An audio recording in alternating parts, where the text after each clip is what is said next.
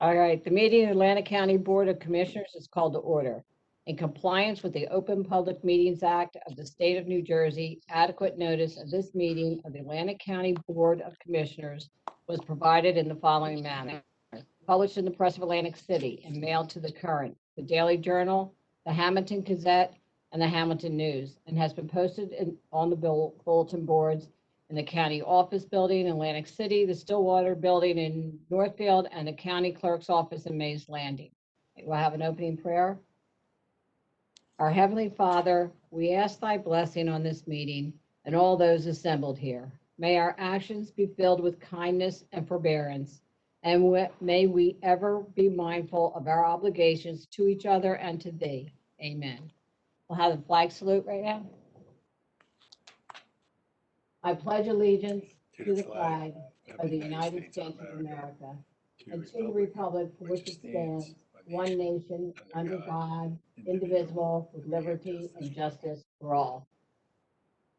Hey, we'll have a roll call. Commissioner Ballas.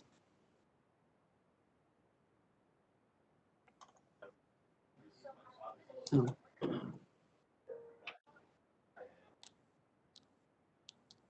We unmute them. Yeah, I think we have everybody muted. Okay.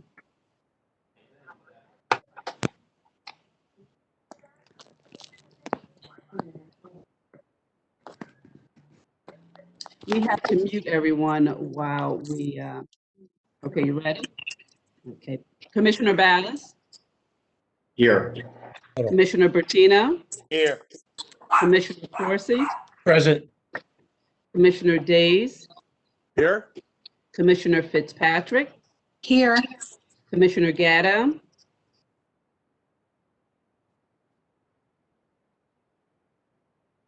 Here. Commissioner Risley. Here. And Commissioner Kern. Here. Okay, the commissioners have had an opportunity to review the minutes from January 5, 2021. I'll entertain a motion to adopt January 5, 2021 minutes as presented. Motion. Second. Motion made and second. All those in favor? Aye. Okay. And we also, as our note, we start every meeting reminding anyone that would like to speak during public comments, please type yes in the resolution number in the question and answer box. Any items not listed on the agenda, you may speak during public comments. You'll be raised from an attendee to a panelist. When you're raised, please state your name and the town that you reside in. Okay, and at this time, I'm going to entertain a motion to move resolution numbers 118 and 119 to the top of the agenda. Second. Motion made and second. We have roll call. Ballas. Yes. Bertino. Yes. Corsi. Yes. Days. Yes. Fitzpatrick. Yes. Gatto. Yes. Risley. Yes. And Kern. Yes, motion carries. Okay, resolution number 118. Resolution in remembrance of Joseph J. McDevitt. Motion. Move. Someone. Second. Okay, I have a motion made and second, and I'm going to ask if Madam Clerk can please read the resolution. Certainly. Whereas Joseph J. McDevitt, a lifelong resident of Ventnor, graduated from Holy Spirit High School and attended Stockton University, earning a Bachelor of Science degree in Political Science and Government. And whereas Joseph J. McDevitt served as an Atlantic County freeholder at large from 2008 to 2013 and vice chair in 2010. And whereas Joseph J. McDevitt, a history teacher at Atlantic City High School, retired after 26 years of dedicated service and owned and operated a landscaping business. And whereas Joseph J. McDevitt coached the Atlantic City High School Vikings and Ventnor Pirate football teams, and most recently involved as a football coach for Holy Spirit High School, a girls' crew father, and was a member of the Fathers Club. And whereas Joseph J. McDevitt was an active member of St. Monica's Parish, an avid supporter of Our Lady Star of the Sea School in Atlantic City, and served on Ventnor and Atlantic City Boards of Education. And whereas in addition to his years of public service, Joseph J. McDevitt dedicated his time and talent to many community and charitable organizations such as AOH, Friendly Sons of St. Patrick, AC Moose Lodge, and the Ventnor Republican Club. And whereas Joseph J. McDevitt, survived by his devoted wife, Eileen, and children Jocelyn and Robert, was known for his positive influence that helped several generations of Atlantic County youth to reach their academic and athletic potential. And whereas the McDevitt family, the city of Ventnor, and the county of Atlantic has experienced a great loss with the passing of Joseph J. McDevitt, who will be remembered by his family and friends as a selfless man who was always helping others. Now therefore be it resolved on this 16th day of February 2020 by the Board of County Commissioners of the County of Atlantic that this board does hereby convey its deepest sympathy on the passing of Joseph J. McDevitt and joins with others in remembrance of a dedicated public servant. Okay, he will absolutely, Mr. McDevitt, be truly missed by us all. He really made a true difference, and we're going to have the copy of the resolution sent to you as well. Do I have any comments from the commissioners at this time? Just briefly, Madam Chair, Commissioner? I'd just like to remember Joe McDevitt. I served with Joe, and he knew where he stood, and he was very adamant about positions. He loved this county.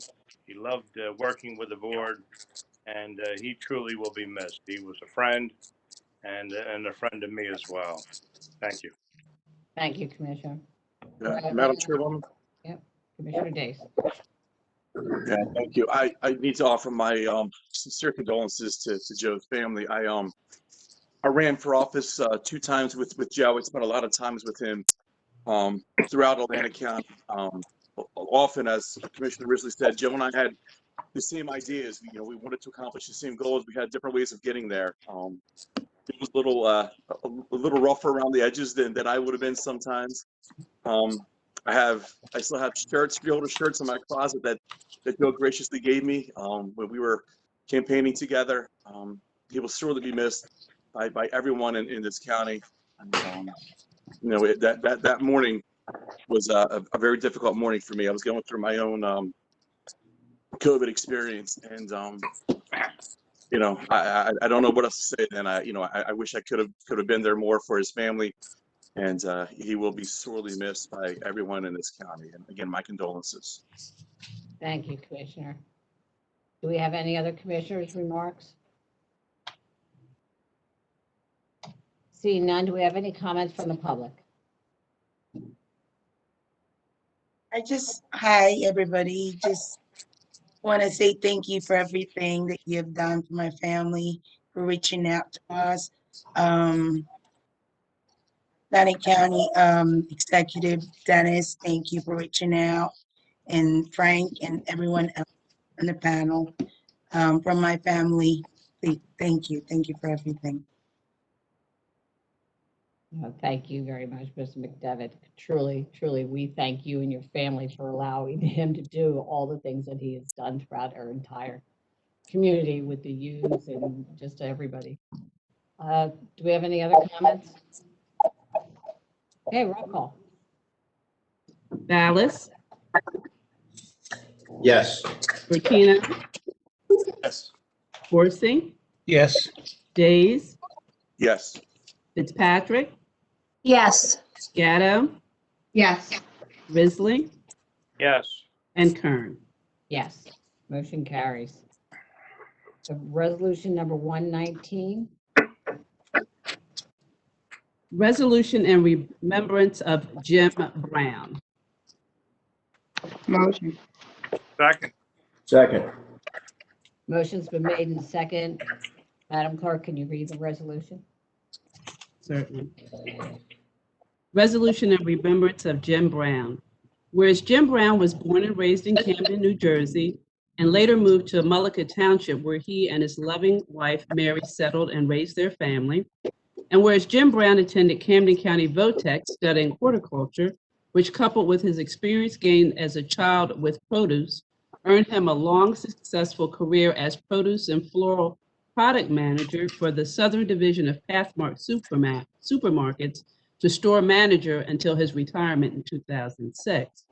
And whereas Jim Brown devoted his time and talents as mayor of Mullica Township, member of the Mullica Township Committee, president of the Atlantic County Mayors Association and vice president, member of the Atlantic County Association of Township Officials, past president of the Atlantic County League of Municipalities, municipal leader for Mullica Township Republican Club, and member of Credentials Committee for the Atlantic County Republican Club. And whereas in addition to his many years of public service, Jim Brown opened 40-acre farms specializing in landscaping and the nursery business, and was an active member of the Weekstown Community Church. And whereas Jim Brown is lovingly survived by his wife, Mary, 4 children, and 10 grandchildren, and whereas the Brown family, the Township of Mullica, and the community at large suffered a great loss with the passing of Jim Brown, who unselfishly served others by playing a vital role in improving and enriching the lives of those in his community. Now therefore be it resolved on the 16th day of February 2020 by the Board of County Commissioners of the County of Atlantic that this board does hereby convey its deepest sympathy on the passing of Jim Brown and joins with others in remembrance of a truly selfless and devoted public servant. Thank you. And we also have another copy of this resolution, which will go to Mary as well. And he truly was the kindest and most dedicated person I have known after getting into the positions here. Do we have any comments from other commissioners? Madam Chair, Yes, please, Commissioner. thank you. I just want to say a couple of words too as well. For those of us that have worked in government for the last few years, if you did anything around the county, you knew you can count on Jim Brown. He was always there. Jim and Mary were a staple here on the western end, along with the rest of the county. He was a caring, loving person who gave a lot to his community, to his church, to his family. He'll be greatly missed. He was a terrific person. Thank you. Thank you, Commissioner. Do I have any other commissioner comments? Madam Chair. Go ahead. Thanks. Just echo those same sentiments. When I served as mayor in Hamilton and on township committee, I worked with Mayor Brown as one of our neighboring communities quite often. And as Commissioner Bertino just said, anything you needed, he was really there to not only help support you, but as a younger person in the political realm, he was always willing and at the ready to offer you some words of advice or history on a topic, or just some, general mentoring. And he did it with such a respectful demeanor, and just really was a great man and great asset to our community. As is his wife Mary. She's kind of a silent person in the background, but what a supporter she was or is of him and the work that he did, and just a wonderful person herself. So just a great family in our community, and he will absolutely be missed. Thank you, Commissioner. Commissioner Ballas? Yes, thank you, Madam Chair. I had the honor and pleasure to spend a lot of time with Mary and Jim over the years, at their home, at the wedding of their children. Jim was a great person as far as, in the community, but he was an even better person when it came to his family. He loved his wife, he loved his children and grandchildren, and it was a hard loss. It was hard, dealing the last few months of what was going on with him. And our prayers are with Mary and her children and grandchildren. And like I said, I had the honor and pleasure of spending a lot of time with him, and he will be sadly missed. Thank you, Commissioner. Do I have any other comments from the other commissioners or? Okay, seeing none, do we have any comments from the public? I know Ms. Brown is on. The video is not on. I know her daughter, Mary Imperato, is on. So I don't know, Ms. Brown, if you have any comments, so if you just came off mute. I would like to thank everyone there for their condolences and for being there with Jen. He fully enjoyed being out there working with the county people and the commissioners and freeholders. And we really appreciated being there and spending time with all of you. Thank you. Thank you. Thank you very It's my much. daughter, Mary Ellen. Thank you, and we greatly appreciated him. Do we have any other comments from the public? Okay. No other comments, Chairwoman. No, okay. Roll call? Ballas, Yes. Patino, Yes. Corsi, Yes. Days, Yes. Fitzpatrick, Yes. Gatto, Yes. Risley, Yes. and Kern. Yes, motion carries. That brings us to Pat Diamond this morning with Atlantic County Health Officer. Pat, are you here? Yes, hi, good Hi. afternoon. Thanks for having me on. Just some updates from our last briefing, February 2nd. The number of cases, the Atlantic County-wide positive COVID-19 cases to date are 20,890, up from 19,518 reported to you on February 2nd. Fortunately, 7,930 are being reported as cleared from isolation. And this is important. There has been a noted decrease in the number of cases that are being reported. Sometimes we see a day or two of a decrease in cases, but it is often because labs are behind in reporting.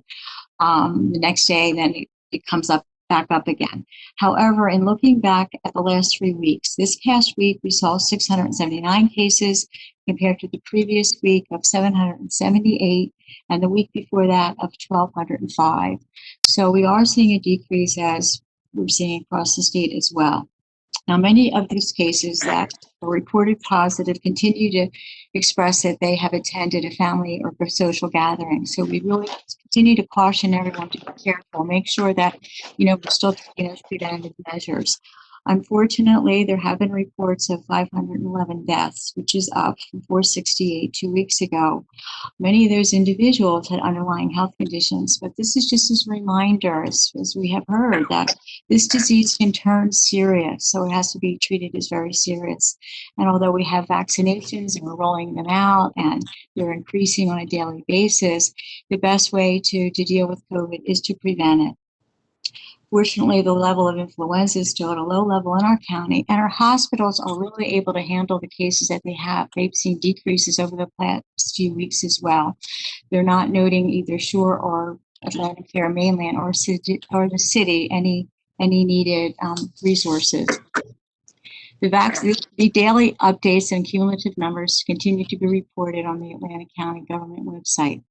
And I'd like to go into the vaccination part of our COVID-19 plan. The Atlantic County Division of Public Health has given over 4,700 first doses and over 2,000 second doses so far here at Stillwater and at the Atlantic Cape Community College. Vaccination began December 28th. We are finishing up second doses in the next 2 weeks at the Atlantic Cape Community College. We will then move our vaccinator resources to the Atlantic City Convention Center mega site, which opened to the public on January 22nd. At the mega site this week alone, they will be administering over 9,000 primary dose vaccines and 1,500 second doses. The daily number administered at the site continues to increase. In Atlantic County, since vaccination began not only at our site, the mega site, pharmacies, ShopRites, there have been a total of 43,806 doses administered to residents. 32,382 of those were first doses and 11,424 second doses. So we continue to plug away at vaccinating our community. And we are seeing many people continue to be interested in getting the vaccine. Atlanticare has announced a weekly schedule of when the site will open for appointments. It's Tuesday at 3, Thursday at 6, and Saturday at 9. The site is vaccination.atlanticare.org. We've also asked the State Department of Health to address individuals that are homebound and or have a difficult time getting to a site, etc. And they are working on a plan to address. We will follow up with them closely. One thing regarding vaccinations, new interim CDC quarantine recommendations, they have been adopted by the State Department of Health, state that most persons who have been fully vaccinated are not required to quarantine following an exposure to someone with suspected or confirmed COVID-19 if they meet the following criteria. Are fully vaccinated, and fully vaccinated means at least 2 weeks following receipt of the second dose in a 2-dose series, or at least 2 weeks following receipt of a 1-dose in a single-dose series, are within 3 months following receipt of the last dose in the series of vaccine and have remained asymptomatic since the current COVID-19 exposure. However, they are still asked to monitor for symptoms during that 14-day period. And if they do exhibit any, they're directed to go to a healthcare provider. However, this is important for me to mention. At this time, there is no change to the travel quarantine recommendation. Anyone who travels should still quarantine regardless of their vaccination status. Now, moving on to testing. Testing continues to be offered at the drive-thru behind our public pork yard in Northfield. Over 5,400 tests have been performed there. Testing pop-up sites continue to occur in the county. The most current to start up again is at the Atlantic City Convention Center and at St. Vincent de Paul Church in Mays Landing. We are working with the State Department of Health each week in compiling the information so it gets out to the public quickly as these testing sites, they come and go. The state looks at where testing is needing and they roll in, develop a site, set it up, perform testing, and then they move on to another site. For a list of all testing sites and how to pre-register for vaccination, direct people to go to aclink.org. So if there's any questions regarding that report, I'd be happy to answer them. Okay, I'm gonna, right before we start with the commissioner's questions, I just want to remind the audience, once again, if you'd like to question the public health officer regarding COVID-19, please type yes in the question and answer box, but we're going to start right now with the commissioners for any questions. Chairwoman, Commissioner Fitzpatrick. thank you.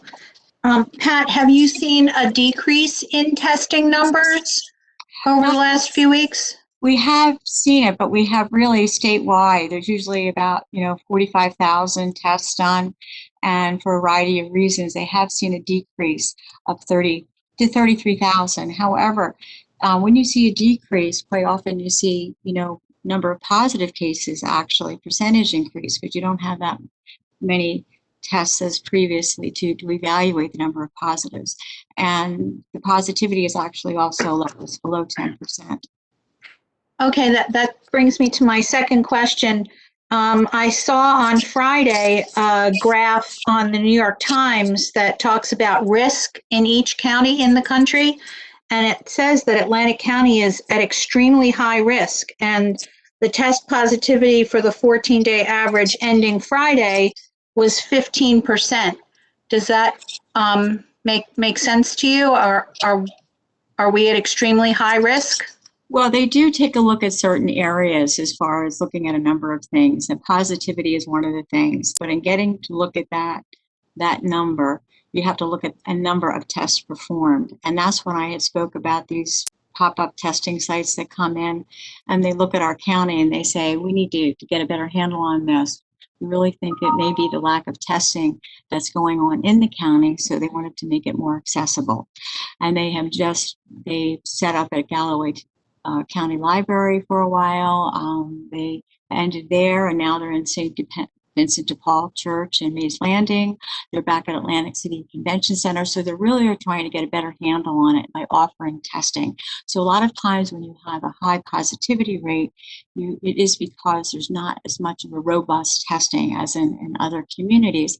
But it is still to be taken seriously. And that's where I always kind of caution. It's great, we're decreasing in our cases, our hospitalizations are down, but we really continue to still be careful because we're just a social people. We just need to continue to remind ourselves of the importance of mask wearing and social distancing. And I really continue to emphasize that, but it is really very, very important because this disease can turn serious. Thank you very much. Okay. Thank you, Commissioner. Do I have any other questions from the commissioners? Seeing none, I think we have two from the public. Yes, yes, Madam Chairwoman, you have one from Lisa March, which she's being moved from an attendee to a panelist, followed by Joyce Molyneux. Ms. March, you can begin speaking. Thank you. Thank you so much. When I attended your last meeting and we got the full rundown on the Atlantic County Regional Vaccination Center at in AC, I promised you that I would get back on getting an appointment. And I just thought the commissioners might find it interesting. I did get an appointment. It was a 4-hour wait online and I had four screens open in order to get this appointment. Mind you, I got it, and I'm very happy to have gotten it. But I just wanted to make sure that you got a feeling for what it's like for the public to get these appointments and how difficult it can be. Having said that, I will also share with you a comment made from someone that I know that has already been to the site, who has said it is one of the best run things he's ever seen. He felt safe. It was efficient. It was quick. It was painless, and he highly recommends it. So just giving you more information. Yeah, I do agree. It is still continues to be tough. Atlantic Care did set certain times where individuals can go on, and at least they know when it is open. What they have done is because they're getting a little bit more comfortable with the vaccine that they're receiving, is actually to have 700 slots available per day. And then once they get confirmation that they're getting more vaccine, they open up those slots. So it's really, we just advise people to go back and to continue to try to get on the site, or even to get an earlier site. They may actually be scheduled further out, because Atlantic Care has also done that. They've opened it up so you can actually schedule further out, say an appointment in March, but you may be able to get it earlier. And again, we are still looking at phase 1A and just part of 1B that is eligible at this time. It has not changed. But thank you for the positive comment. And good for you. You stuck to it. You got vaccinated. I sure did. I recommend everybody going and just, pack your patience, get in there. Let's get it done. Thank you, Ms. March. We appreciate your comments. Okay, now we have Joyce Molyneux. Yes, we'll be returning Ms. March to an attendee, and now Ms. Molyneux may speak. Good afternoon, everyone. Good afternoon. Unfortunately, that's not happening in City Hall of Atlantic City. In case everyone knows, I live in Atlantic City. We are essential workers in our department of construction, and we work the whole time through. Our department never shut down. We never left the building. Other people had the opportunity to work from home. We did not. Our whole department, we are essential workers. They classified us as that when it first started, when COVID-19 started, have been unable to get to the site we've signed in, but we have never been able to get an appointment there. And we try at every day that it's open on that site. And it keeps throwing us back to put the same information in. It is a problem with that system. Not about waiting in line, because you can see people waiting in line. It's about throwing you back to start over and over, putting your same information in after you've already gotten it, saying that you have your information. That's time consuming, and people don't have a lot of time to do that when you're working every day. So something needs to be done with that site. I talked to the guy today because we tried to get on again today, and none of us could even get on. It keeps throwing us back out, saying they have our information. So if you have our information, when are you going to call us? That's my question on that. Yeah, well, I certainly will let the Atlantic Care clinical coordinator know. Person is very good with letting actually the IT individuals know that there still continues to be difficulty, and actually you shouldn't have to go re-enter your information if you already have done so. But the thing is that if there was vaccine, if you're eligible, I mean, as far as who sets the criteria, it's the Centers of Disease Control, and the state of New Jersey adopts that criteria. Healthcare workers, EMS personnel, individuals that work as fire policemen, people that are 65 years of age and older, people between the ages of 16 and 64 that have underlying health conditions, they're eligible right now. And I know there are many, many other essential workers that come across the public and also face risks. And eventually, those individuals will be expanded to include more. And hopefully we'll just be seeing more and more vaccine being rolled out. This Pfizer vaccine, it is also people that are 16, between the ages of 16 and 18 are eligible. So one of the things that is good about the mega site is with the Pfizer vaccine, it does include the teens, 16 and 17, that they've got underlying conditions. They can be eligible as well. Well, the story is that all of us in our department have fit the whole criteria. Okay. That's the storyline right there. Okay. We fit the criteria, and we spoke to the director of health, and he's not seeing why we should not have been called yet, because we fit every criteria there is. And ma'am, I don't disagree with you. It's just that many, many other people also fit that criteria. Frontline people just like yourself, and it's just because of the lack of vaccine resources. We have vaccinators, we have people to assist at the mega site, we have the National Guard, we have medics from FEMA, we have Atlantic Care nurses, we have Medical Reserve Corps nurses. We're ready to go. There's 20 vaccination stations, and if there's more vaccine and we have to set up more, we will. But really, it's actually just a supply issue. There's 4 million people in New Jersey that fit that criteria right now, and we're only receiving about 150,000 doses of vaccine a week from the federal government. So that's the dilemma. But we're continuing to see an increase in those doses. So you just keep trying. And my other question is, excuse me, Ms. do you have a Mullin.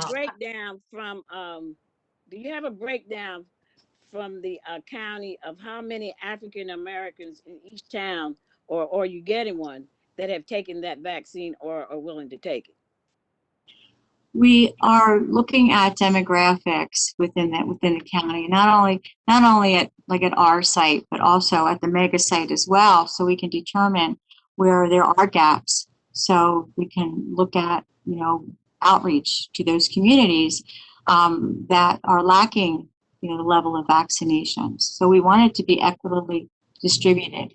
But right now, we're probably at about a 13-14% percentage of individuals being vaccinated, and that's both first and second. So you have to kind of realize we're still early in this, and we will just continue to gather information and look at areas that need more saturation or vaccinations, but we're just not there yet.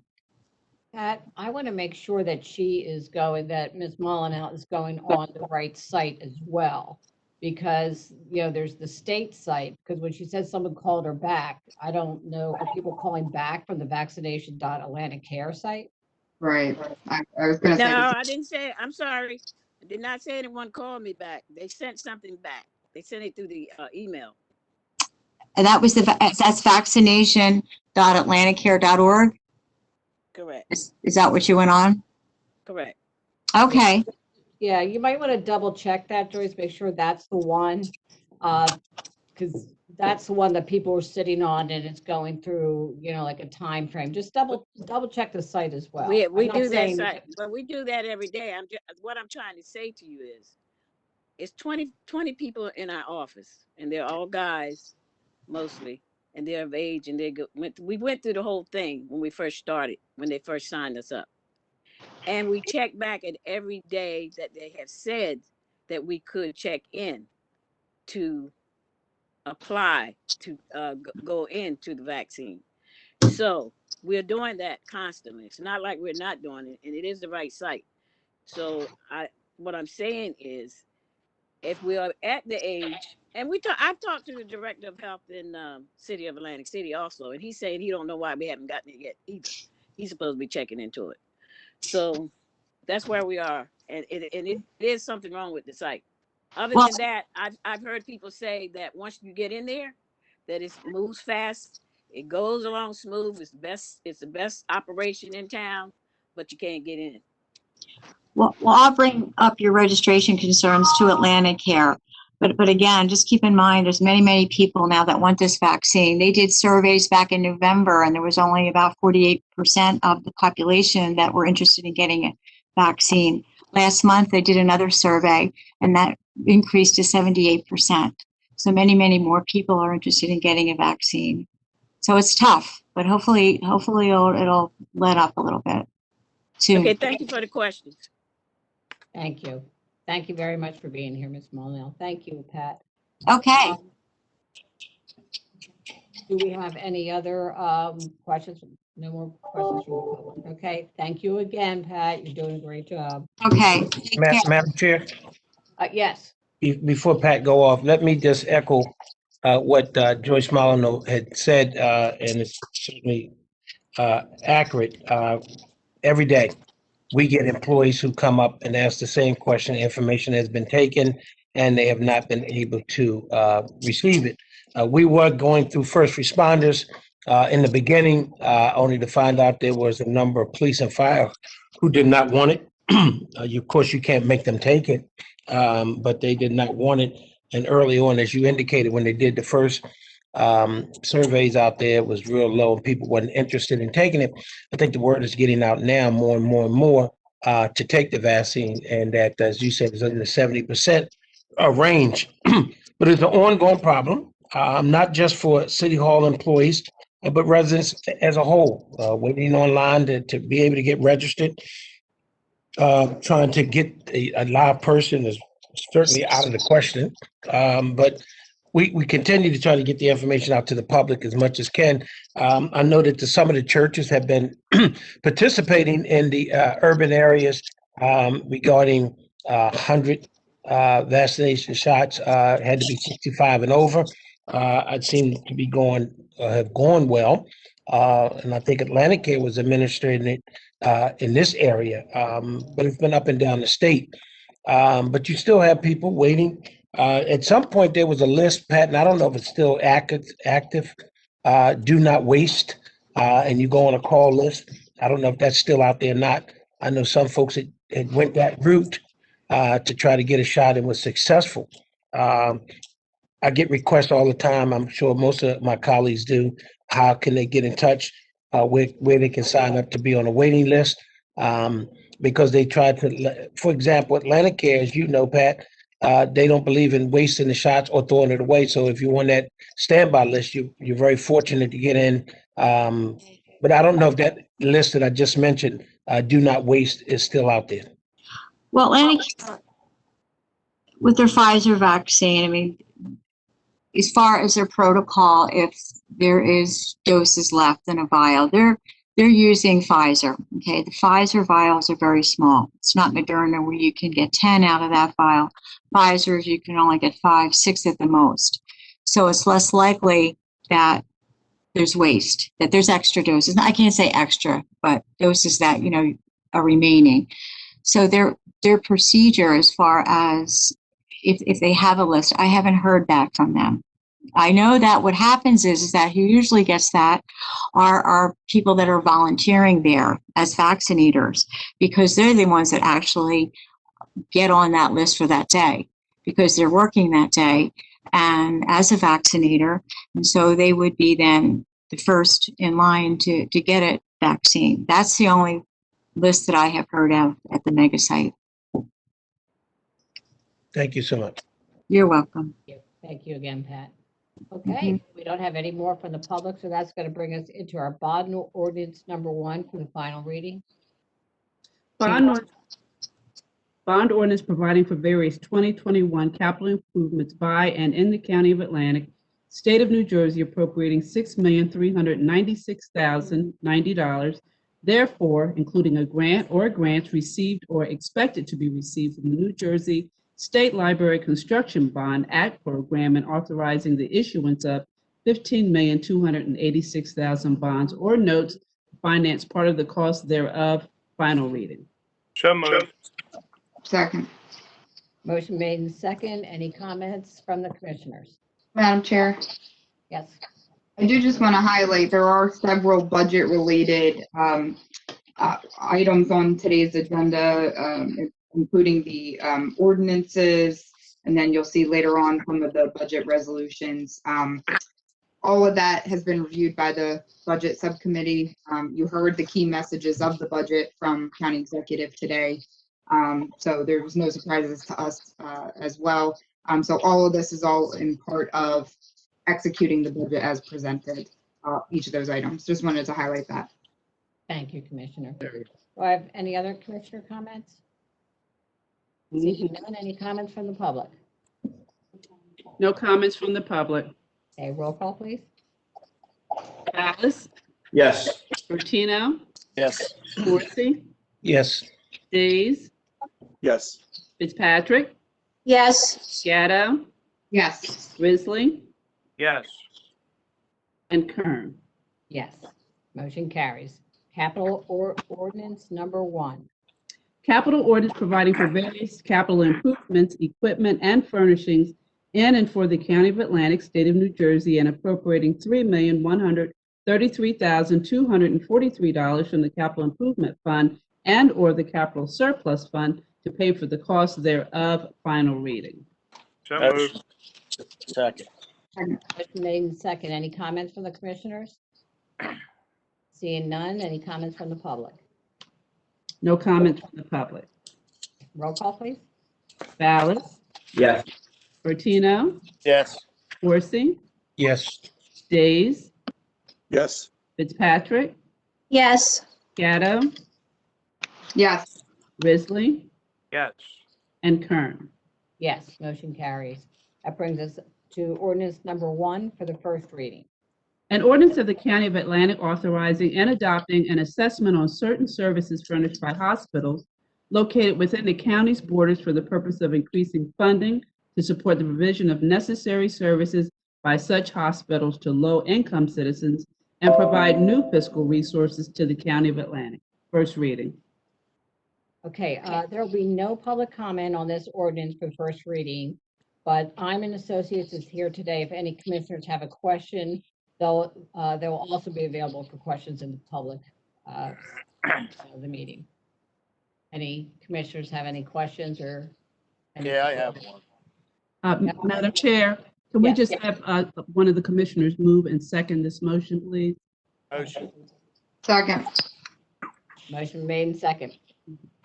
And Nancy, on that dinner party, particularly in the house. And Bertino? Madam Chair? Yeah. Just a question, could they explain the adopting the assessment?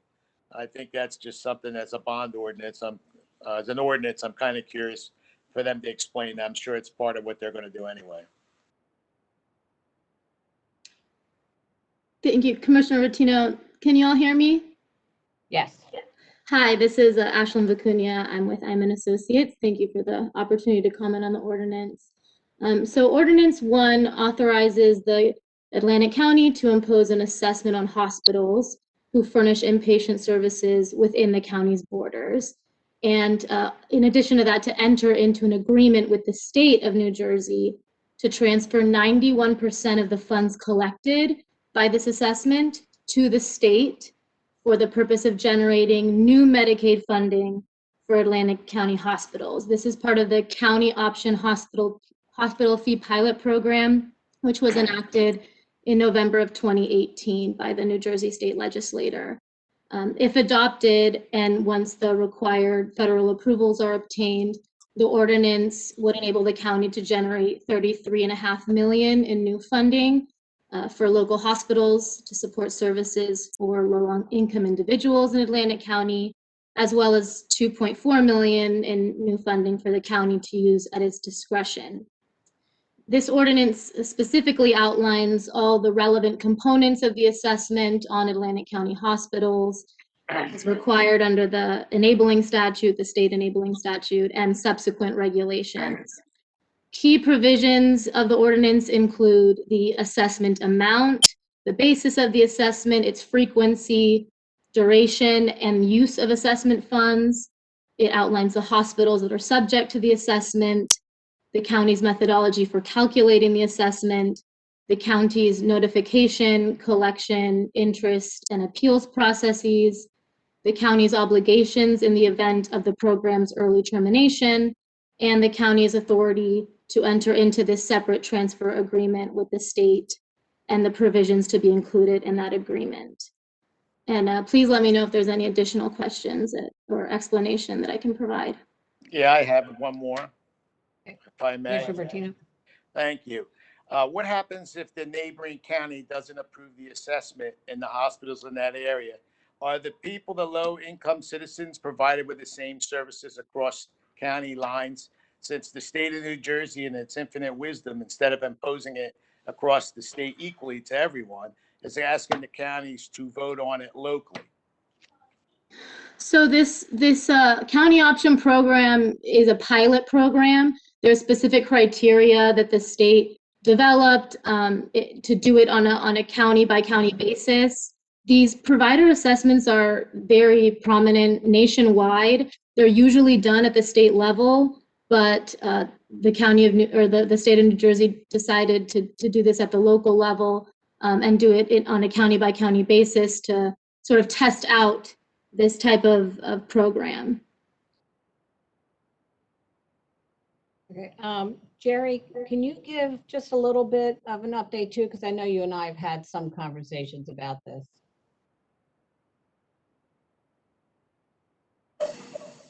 Well, you know, the county hired the Hyman Associates, along with I guess the rest of the county. There were 7 counties altogether. I think Hyman is the consultant for at least 6 of the counties.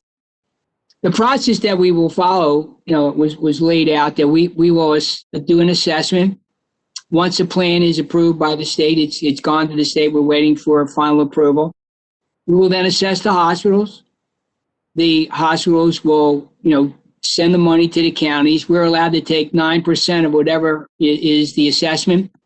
The balance goes to the state. They take 1%, and then they issue the balance of those funds to the federal government, who then reimburses the local hospitals to the tune of, you know, I believe, and obviously Ms. Facuna can correct me on this one.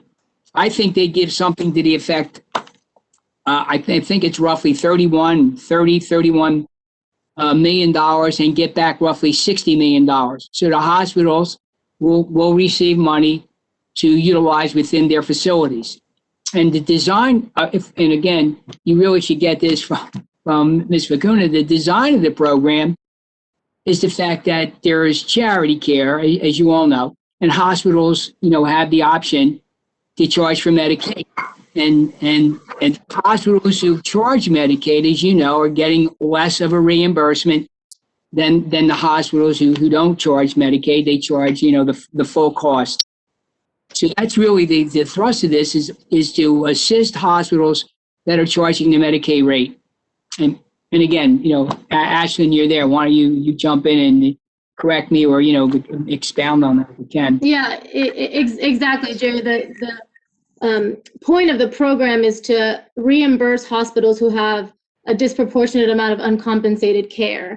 And the way that the state determined this is by, you know, assessing sort of the Medicaid populations and different criteria in these counties. And they selected these 7 counties as ones that serve a disproportionate share of Medicaid patients and have uninsured costs. So these funds will be distributed by the managed care organizations to the hospitals and will be in the form of a rate increase or a bump, if you will, on certain Medicaid services that these hospitals are providing.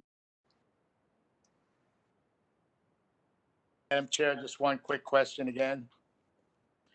The insurance companies, is this bill coming directly from the hospital for their hospital care to stay there? So it's an assessment the hospitals are assessing onto the bill? And do the insurance companies have to participate at all in any way in making these reimbursements, or are they in agreement to it? I'll let you speak on that. So the assessment will be on revenues generated by the hospitals, and the counties will impose that assessment. The managed care or the insurance companies have a separate agreement with the state, which is standard. All managed care companies that the state relies on to administer its Medicaid program, they're going to be directed by the state to then pay out these increased Medicaid funds to each of the participating hospitals. This is Barbara Hyman of Hyman Associates. If I may just jump in a little bit and add to that. The assessment will not be on the bills to the patients. The patients aren't going to see this. It's not going to be passed on to them at all. It's really just going to be paid out of the revenues of the hospitals. And most of them are going to be receiving back more in increased Medicaid reimbursement than they're paying. So there will not be any need to pass it on to the patients either. And I believe the state law prohibits that anyway. Okay. One quick question. Did the state of New Jersey, were they responsible for charity care reimbursement to the hospitals these last 3 years?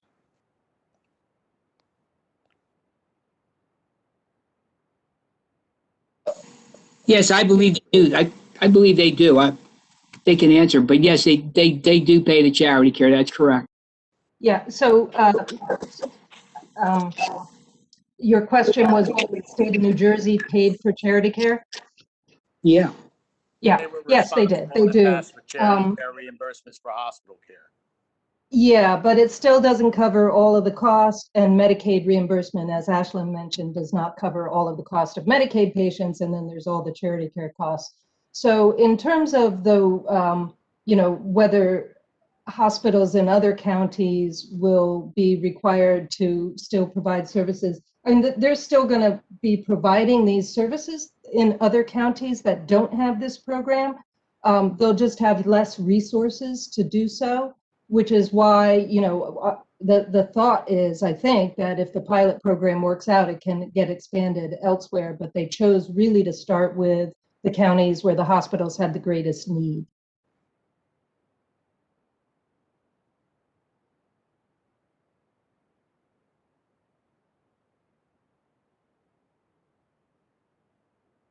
Madam Chair, you're on mute. Oh, my mute's off. Can you hear me? No, because it wasn't. Okay, but thank you very much. We appreciate you for being here and detailing that for us. Thank you. Okay, we'll have a roll call. Ballas, Yes. Martino, Yes. Horsey, Yes. Days, Yes on first reading. Fitzpatrick, Yes. Gatto, Yes. Bisley, Yes, on first reading. and Kern. Yes, motion carries. That brings us to our resolutions for this evening. We have resolution number 85. Madam Chair, before we move, can I, through you, I noticed that a few of my colleagues have said yes on first reading, which they took a page out of my book. I started to do that. However, if there's going to be some very serious concerns or questions, maybe we need to get this back before the committee sooner than later to the next meeting. It sounded to be some hesitation, and I'll be perfectly honest, I'm a little hesitant myself. However, since it was a couple of them who indicated on first reading, maybe we need to visit this sooner rather than later. Just my suggestion and recommendation. Okay, thank you, Commissioner. I would endorse that. Okay. Okay, now Resolution 85. Introduction of the 2021 Atlantic County budget, first reading. Motion. Second. Motion is made and second. Any commissioner comments? Madam Chair, Yes, please, Commissioner. through you to Jerry, and I stand to be corrected. At the last meeting or so, we talked about the state getting back to Bonnie. I believe it was at our last meeting. But anyway, Jerry and I had a conversation with the new local finance director. I believe Bonnie since then had a conversation with her. And Jerry, correct me if I'm wrong, I think he approved what it is Bonnie was looking for to do with the pilot. If we could just let the commissioners know. Yes, that's correct. You called me on Friday, and yes, Ms. Suarez did send Bonnie an email approving the casino as well as what we would owe Atlantic City. But Bonnie did the calculations for what we would owe Atlantic City, and they've approved both of them. So we note that there is a new director of finance from the state. Melanie Waters is no longer in that department. And I'm certainly looking forward to working with this new young lady. She did make it down to the mayor state of the city on Thursday. Jerry, she made it a point to let me know Thursday night that she approved it. It was the interesting thing about it. But it looks like we may have citywide and countywide a good working relationship with this new director. Good. Great. Thank you. Okay, do we have any other comments? Madam Any Chairman, I have comments one. from the- oh, sorry. Commissioner I Davis? just have one question. I guess it's for Jerry. Now that it appears that Congress, I guess, is getting back to work and potentially going to discuss some kind of COVID relief for the counties and cities, how will that be added to our budget moving forward? Will we be able to pass an amended budget sometime in the future? Again, I'm anticipating that we'll actually receive something in the relatively near future, the next couple months or so. How will that be handled budgetary wise? What as the executive explained first, so the COVID responsibilities this year, we budgeted 2.2 million. So the way the budget works is we have an expense and we don't have the revenue. What'll happen is when they finally make their decision, what'll happen is we'll have the money, we'll be able to spend it, and then Bonnie will. And again, I'll defer to Bonnie. In the past, she hasn't been able to appropriate the funding, and hopefully they'll allow us to appropriate the funding so she'd be able to offset those expenditures. But Bonnie's here; she could explain exactly, the process that she would have to follow if they gave us the money. So. Right, it all depends on how.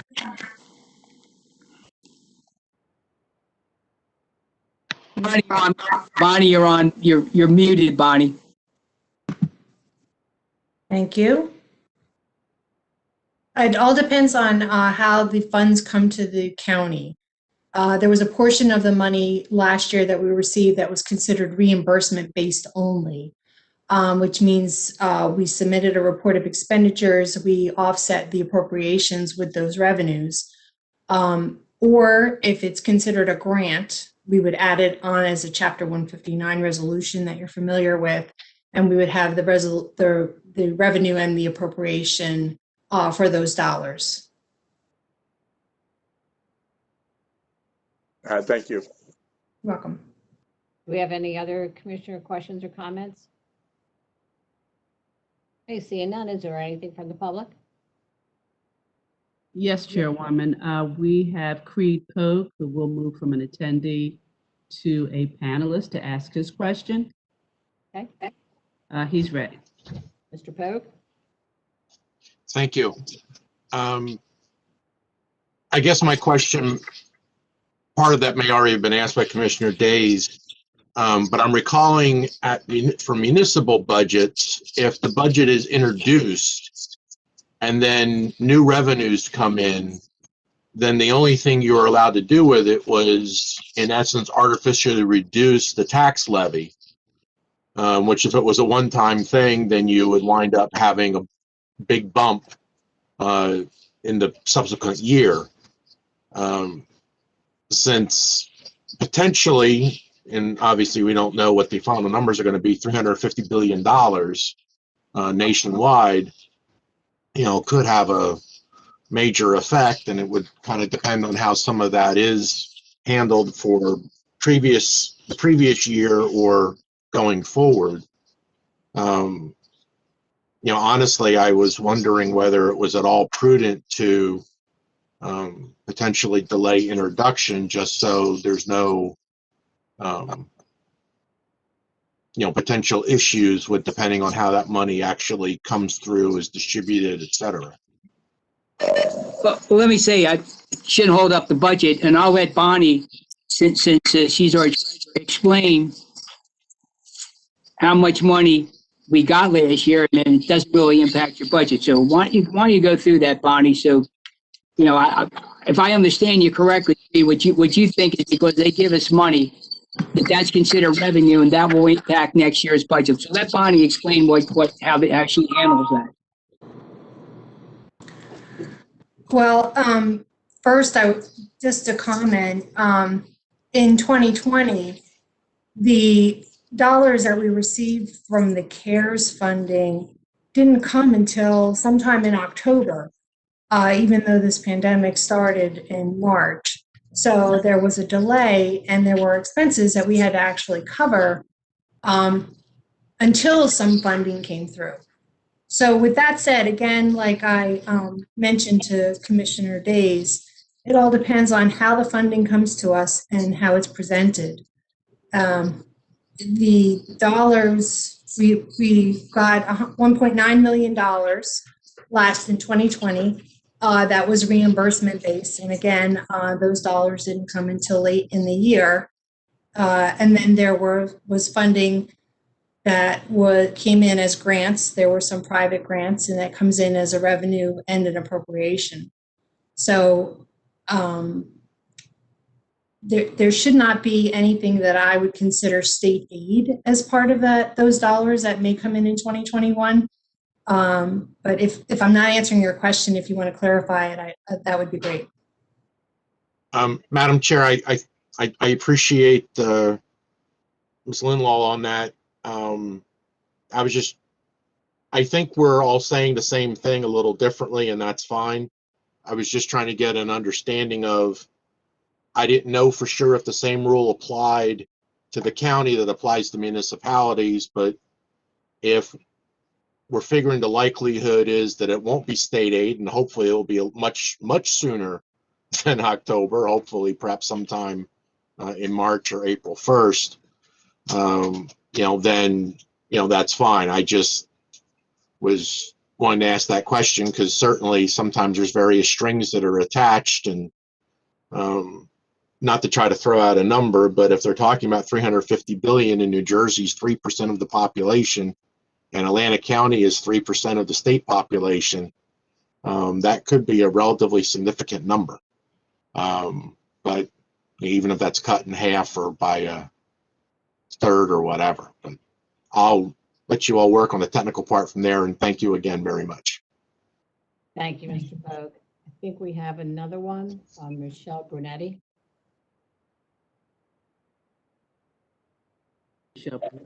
Yes, we'll raise her to a panelist, Chairwoman. Thank you. Hi.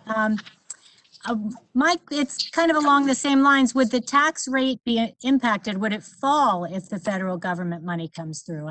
I was unclear on that. Did you hear me? We're striking a tax rate. We are striking a tax rate without those dollars. So it should not impact the tax rate. What impacts your tax rate is your assessed value in your town and what your ratio is in your town when the abstract ratables comes in. So this budget is being struck. Those dollars, what they should do, and again, Bonnie's on, is if we were to get the size of the number of dollars that Mr. Pogue is talking about, that would help offset some of the issues that we're looking at. But they may also. But wouldn't it mean you wouldn't have to raise as much through taxation if the money came through? Well, that's as if this budget wasn't approved before we did this. I mean, in other words, what you're saying to us is don't do a budget until such time as they make a decision at the federal level. No, I'm just saying, would you be able to go back and readjust it once the money came through? Well, I'm going to defer to Bonnie. I believe we'll strike a budget. That will be it. I don't think we're going to go. So you can't, once it's struck, that's it? That's right, that's it. Okay. Oh, okay. Just so you know, Bonnie will be responsible. I think the second reading is scheduled for March 16th. Bonnie will submit her budget immediately after that, and they will, unless something happens where they get money in advance and they allow us, and again, Bonnie's on, Diana's on, Jeff's on, with a series of dollars that they give us before this budget is adopted, where we could actually go in and make modifications to the budget, where we might have to do another first reading and then we'd have a second reading, then maybe that could happen. And I would defer to Bonnie again, so. I would agree with you 100%, Jerry, on what you said.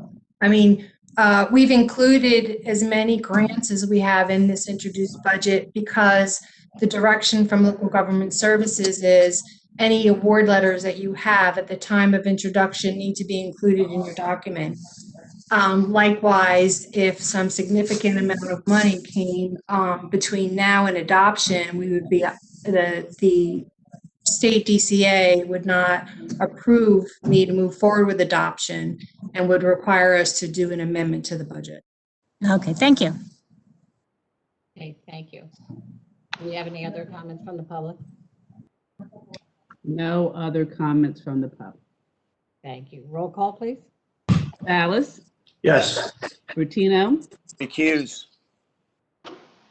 Horsey, Yes. Days, Yes. Fitzpatrick, Yes. Gatto, Yes. Risley, Yes. and Kern. Yes, motion carries. Resolution 86.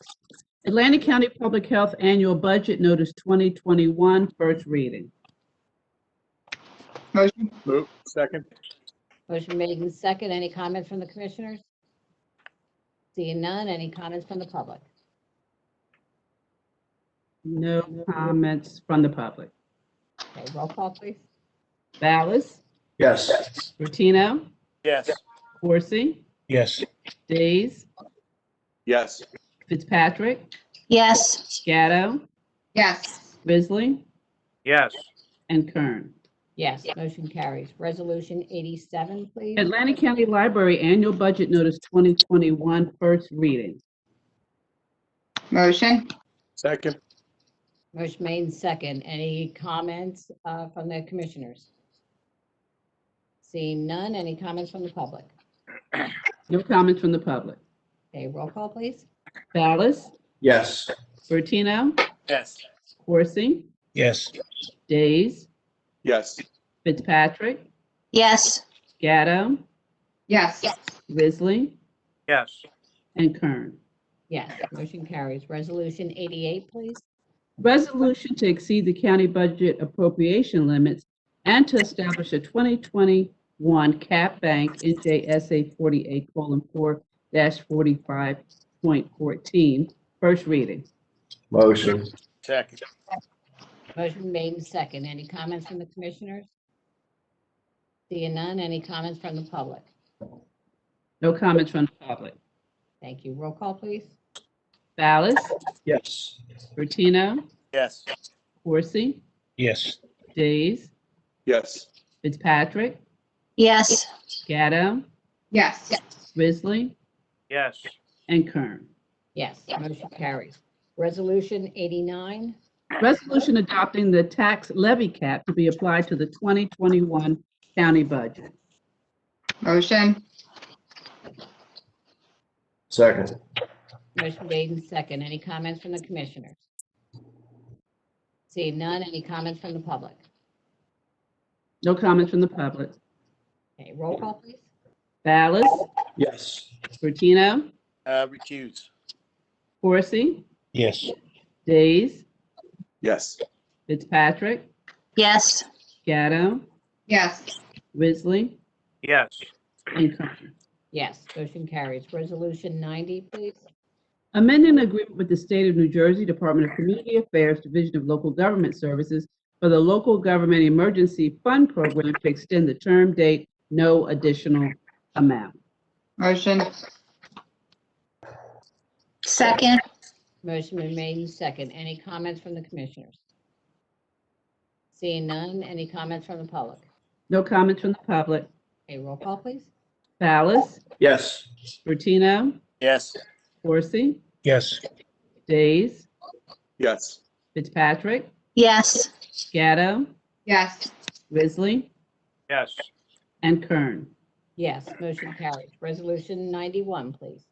Amending Resolution Number 486, adopted October 20th, 2020, a grant agreement from the New Jersey Department of Law and Public Safety Office of the Attorney General for the V3119 Stop Violence Against Women Act grant to amend the subaward title to Violence Against Women Act -3119, no additional amount.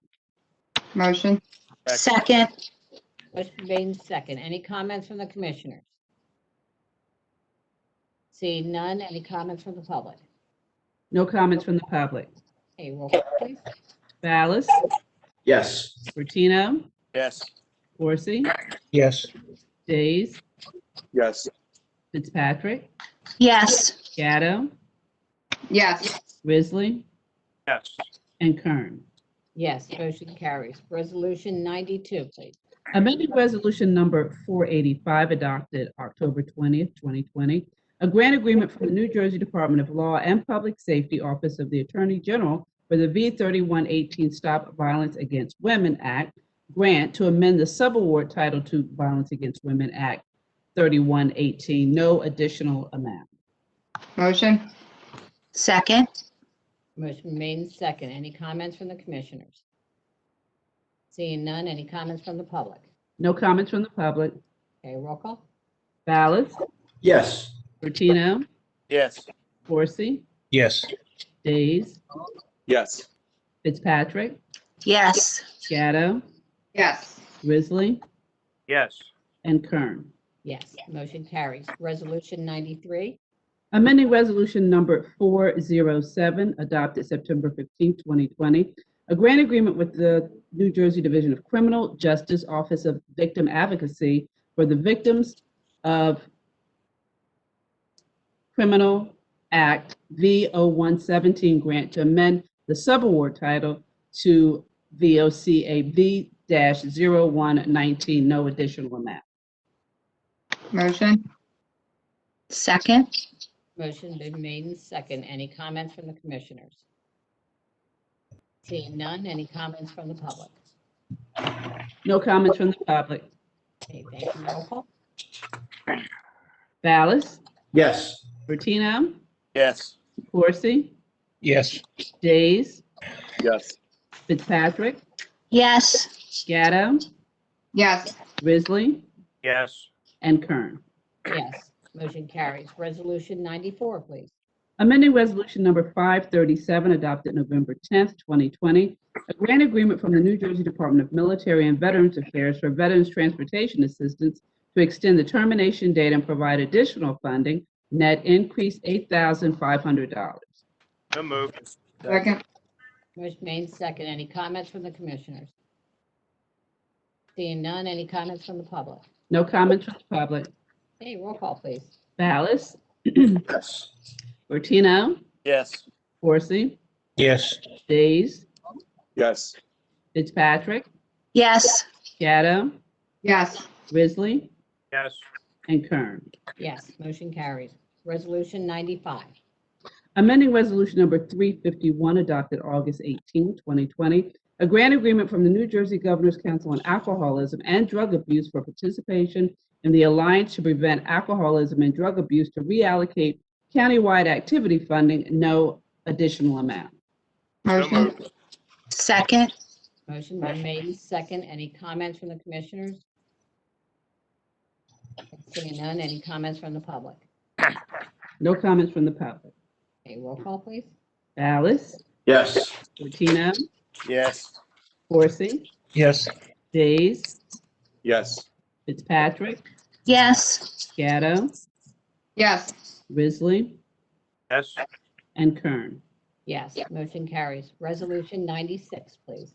Grant application and acceptance from the New Jersey Department of Education, State Library for the 2021 per capita state library aid funds amount not to exceed $88,500.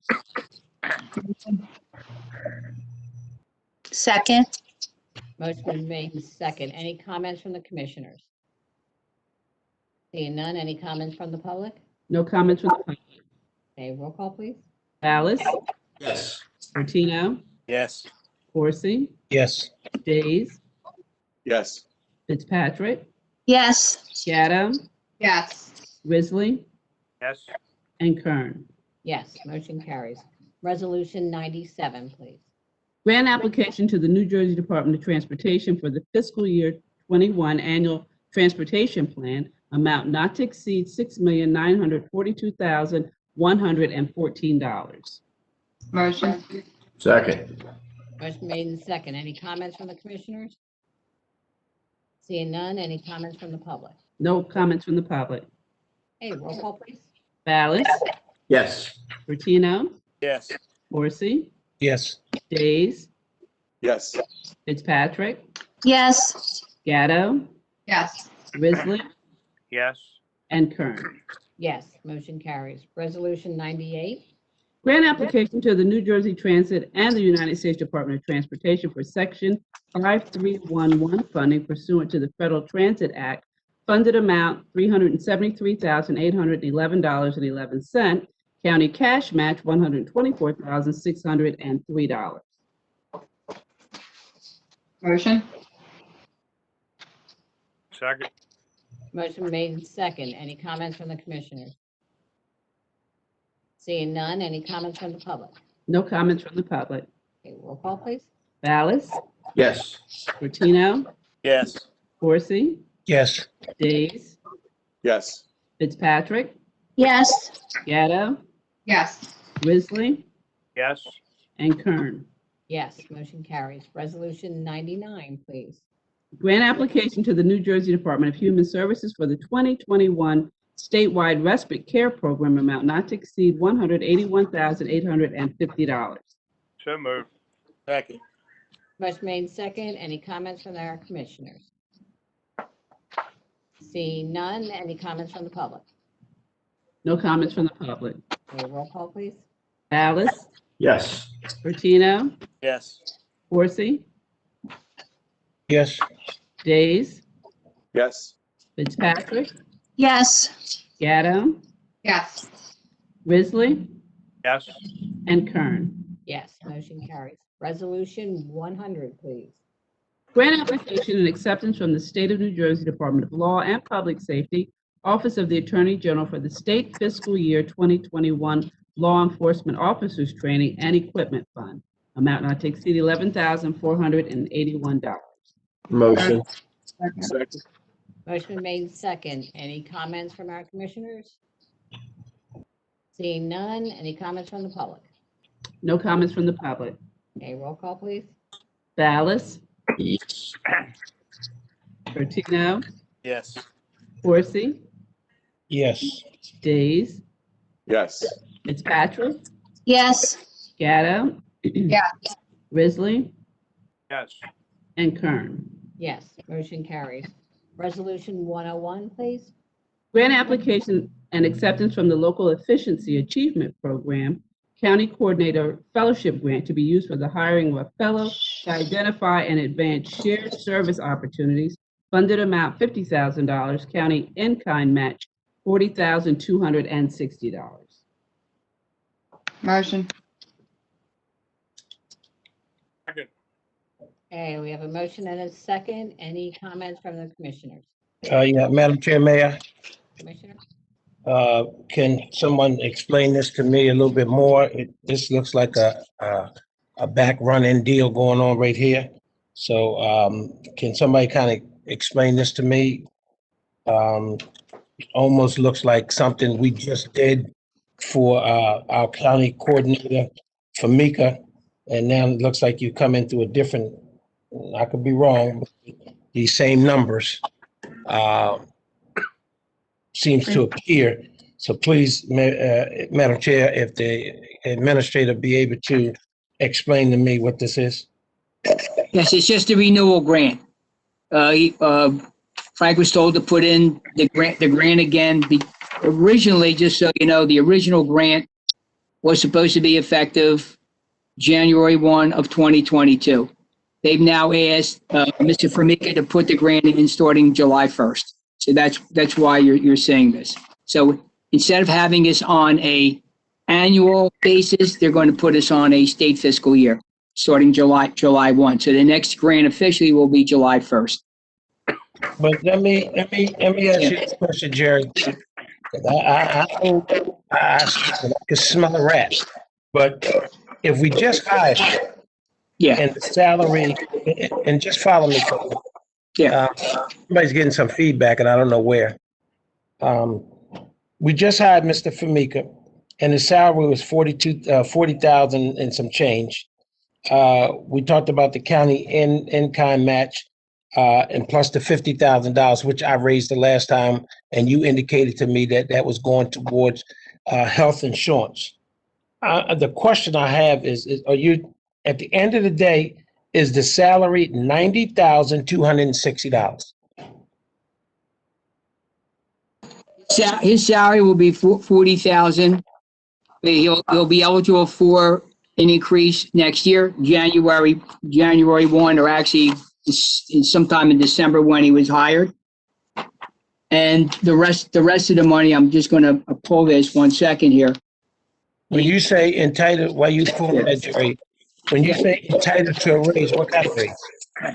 2% like everybody else gets. Because he's not considered in the union, correct? He's not in the union. And is he considered a supervisor? He's a considered management, but he doesn't have the right to supervise now. And so my colleagues is not going to ask this question, but I will. So you're telling me that come January, Frank Famika just having a bit him in position right now would be entitled to a 2% increase, which is normal across the board. Right.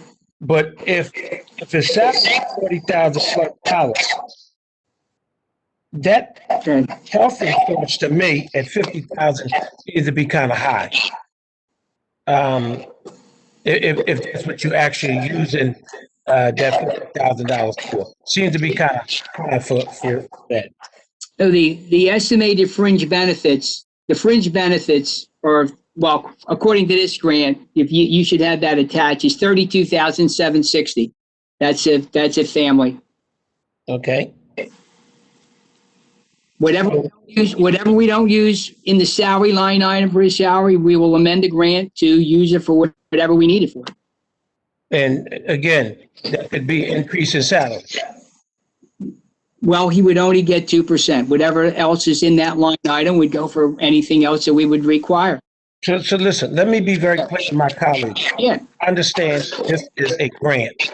And nobody looks a gift horse in the face and then turn your back on it.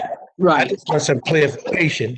So there's no misunderstanding because I know how some of my colleagues misread stuff and think that they're going after the individual. And so we're clear it is indeed a grant.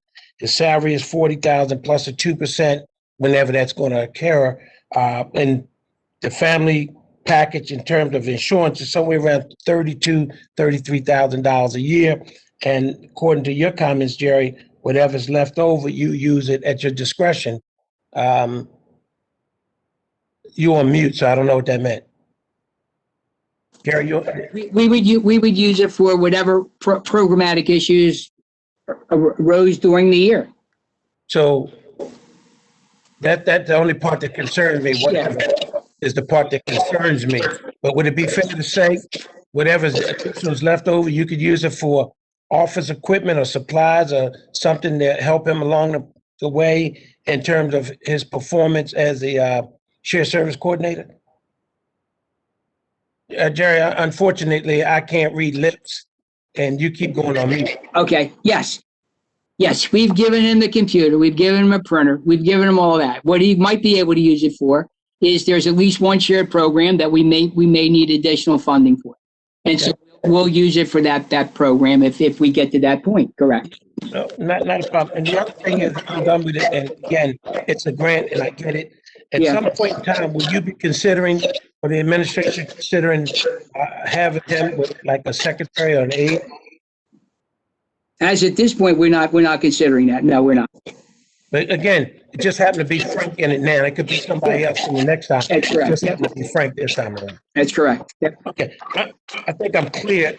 I'm always concerned about the money part, because it looks like when it first came up, if you didn't calculate it right, the salary would have been somewhere around 90 grand, and you indicate that's not accurate. So we certainly take you at your word on it, and it's on the record. I want to make sure you're looking at the actual grant document. You got the page, and the page talks about salary and wage, the fringe benefits, indirect costs, other costs. So I don't know, the total program cost is the 90,000. So I'm not sure what you're looking at. So if you don't have that, I'm more than willing to send you those documents. So you see, I saw that earlier, Jerry. Right. I just wanted to be clear that we do know it's a grant, and that at the end of the day, the salary is not $90,000. No. It's 40 plus. That's correct. That's absolutely correct. Yep. Long be clear. That's all I'm. And listen, I'm not objecting to it. I just want to make sure I understand. Yep. I'll stay off of mute in case you ask me another question. Oh, no, I'm done with this one. Thank you. Okay, good. Okay, do we have any other commissioner comments or questions? Mr. Pogue just brought it to our attention that on number 4, it includes the word freeholders. A copy of grant agreement shall be filed with the clerk of the Board of Commissioners, freeholders. So we'll remove that. Thank you, Mr. Pogue. Okay, thank you. Do we have any other comments from the public? And Madam Clerk, you're going to tell me that the 10th freeholder is not working, commissioner is not working hard? He picked that up. He did. And we thank him for that. Okay. Thank you, Jerry. We'll have a roll call. Ballas? Yes. Martino? Yes. Corsi? Yes. Days? Yes. Fitzpatrick? Yes. Gatto? Yes. Risley? Yes. And Kern. Yes, motion carries. That takes us to our professional services contract, resolution 102, please. Amending resolution number 21, adopted January 19th, 2021, a professional services agreement with various vendors for the 2021 engineering services pool for dam and transportation infrastructure projects to expand the list of consultants, no additional costs. Motion. Second. Motion made and second. Any comments from the commissioners? Seeing none, any comments from the public? No comments from the public. Okay, roll call, please. Ballas? Yes. Bertino? Yes. Corsi? Yes. Days? Yes. Fitzpatrick? Yes. Gatto? Yes. Risley? Yes. And Kern. Yes, motion carries. Resolution 103, please. Amended professional services contract with WSP USA Incorporated for engineering design services for the improvements to Lake Lenape Dam Powerhouse and Spillway to provide additional design services. Net increase $14,560. Motion. Second. Motion made and second. Any comments from the commissioners? Seeing none, do we have any comments from the public? No comments from the public. Okay, thank you. Roll call, please. Ballas? Yes. Bertino? Yes. Corsi? Yes. Days, Yes. Fitzpatrick, Yes. Gatto, Yes. Risley, Yes. and Kern. Yes, motion carries. I do want to remind the public too, if there is a resolution that you see coming up, you can put the notation anytime prior to give us a little bit more time to see the news. Okay, resolution 104. Amending Resolution Number 501, adopted October 20, 2020, a professional services agreement with various architects, engineers, designers, and other professional consultants for the 2019-2020 pool to extend term date only, no additional cost. So moved. Second. Motion made and second. Any comments from the commissioners? Seeing none, any comments from the public? No comments from the public. A roll call, please. Ballas, Yes. Bertino, Yes. Horsey, Yes. Days, Yes. Fitzpatrick, Yes. Gatto, Yes. Risley, Yes. and Kern. Yes, motion carries. That takes us into the bid contracts as resolution 105. Bid contract with A.E. Stone Incorporated for resurfacing of English Creek Avenue, County Route 603, Section 1A, 1B in Egg Harbor Township, amount not to exceed $435,000. So moved. Second. Motion made and second. Any comments from the commissioners? That must have been, Madam Chair, to Jerry, that must have been the smallest part of English Creek Avenue. I've never seen A Stone come in with that such low bid. Well, it's from Delilah to the Black Horse Pike, and maybe the county engineer would address that. Would you like that? No, I'm just impressed. I'm just impressed that that's the Yeah. lowest bill I ever seen come from them. If Yeah. you've ever driven it, you'll see why. Yeah. I'm out there all the time. Do I have any other comments from the commissioners? Yeah. Seeing none, do I have any comments from the public? No comments from the public. Okay, thank you. Roll call? Ballas, Yes. Bertino, Yes. Horsey, Yes. Days, Yes. Fitzpatrick, Yes. Gatto, Yes. Risley, Yes. and Kern. Yes, motion carries. Resolution 106, please. Bid contract with Joseph Peretta Builders Incorporated for the renovation of portions of the Estelle Manor Shaw House and Maintenance Building, amount not to exceed $188,634. Motion. Second. Motion made and second. Any comments from the commissioners? Seeing none, any comments from the public? No comments from the public. Okay, roll call, please. Ballas, Yes. Bertino, Yes. Horsey, Yes. Days, Yes. Fitzpatrick, Yes. Gatto, Yes. Risley, Yes. and Kern. Yes, motion carries. Resolution 107, please. Change order number 2, contract with J. Fletcher Creamer and Son Incorporated for replacement of various guide rail to extend the term date only, no additional cost. Motion. Second. Motion made and second. Any comments from the commissioners? Yes. Yes, Commissioner. Madam Chair, through you to Jerry. I see we have 2 change orders here. And one is to extend the date only. I am willing, Jerry, to cut a deal with you on this one, that I would support it if y'all figure out when are they going to replace the guardrail. If you're coming off the White Horse Pike onto Delilah Road, that's been damaged for some months now. I believe it was a bad accident there. But that guardrail has been sitting looking like that for a minute. So if you can almost negotiate with me with a half yes, I think I can support this.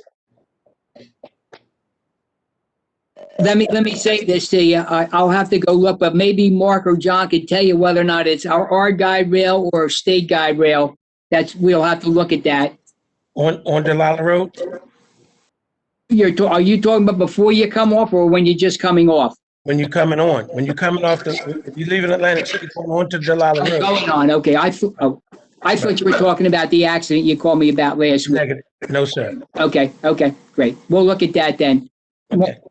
Mark is on, so, and John on. Mark will look at that, okay? I appreciate it. Okay. I'll take a look at it.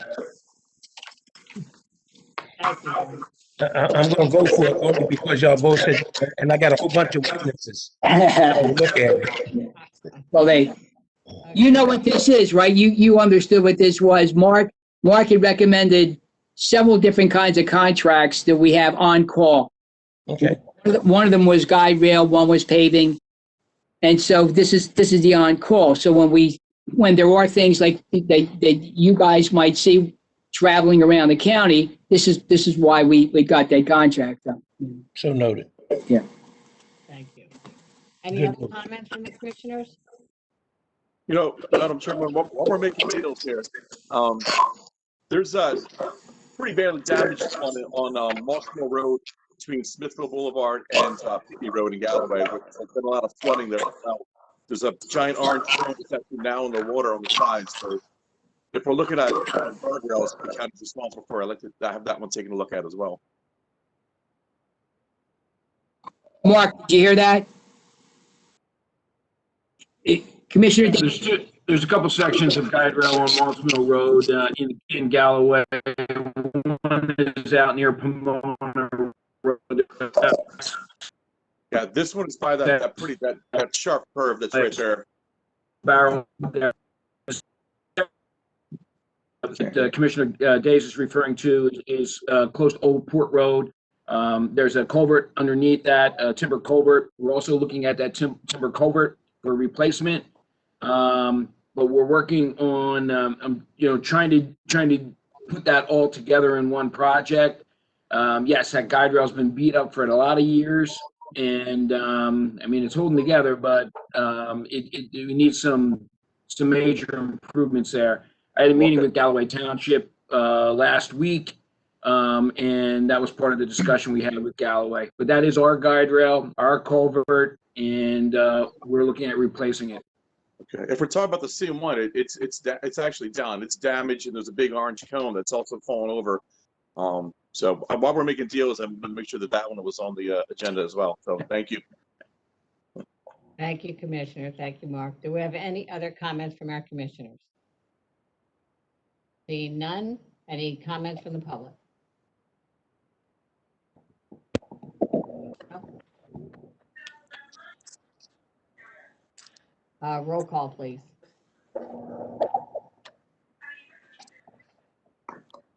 Madam Clerk, you're on mute.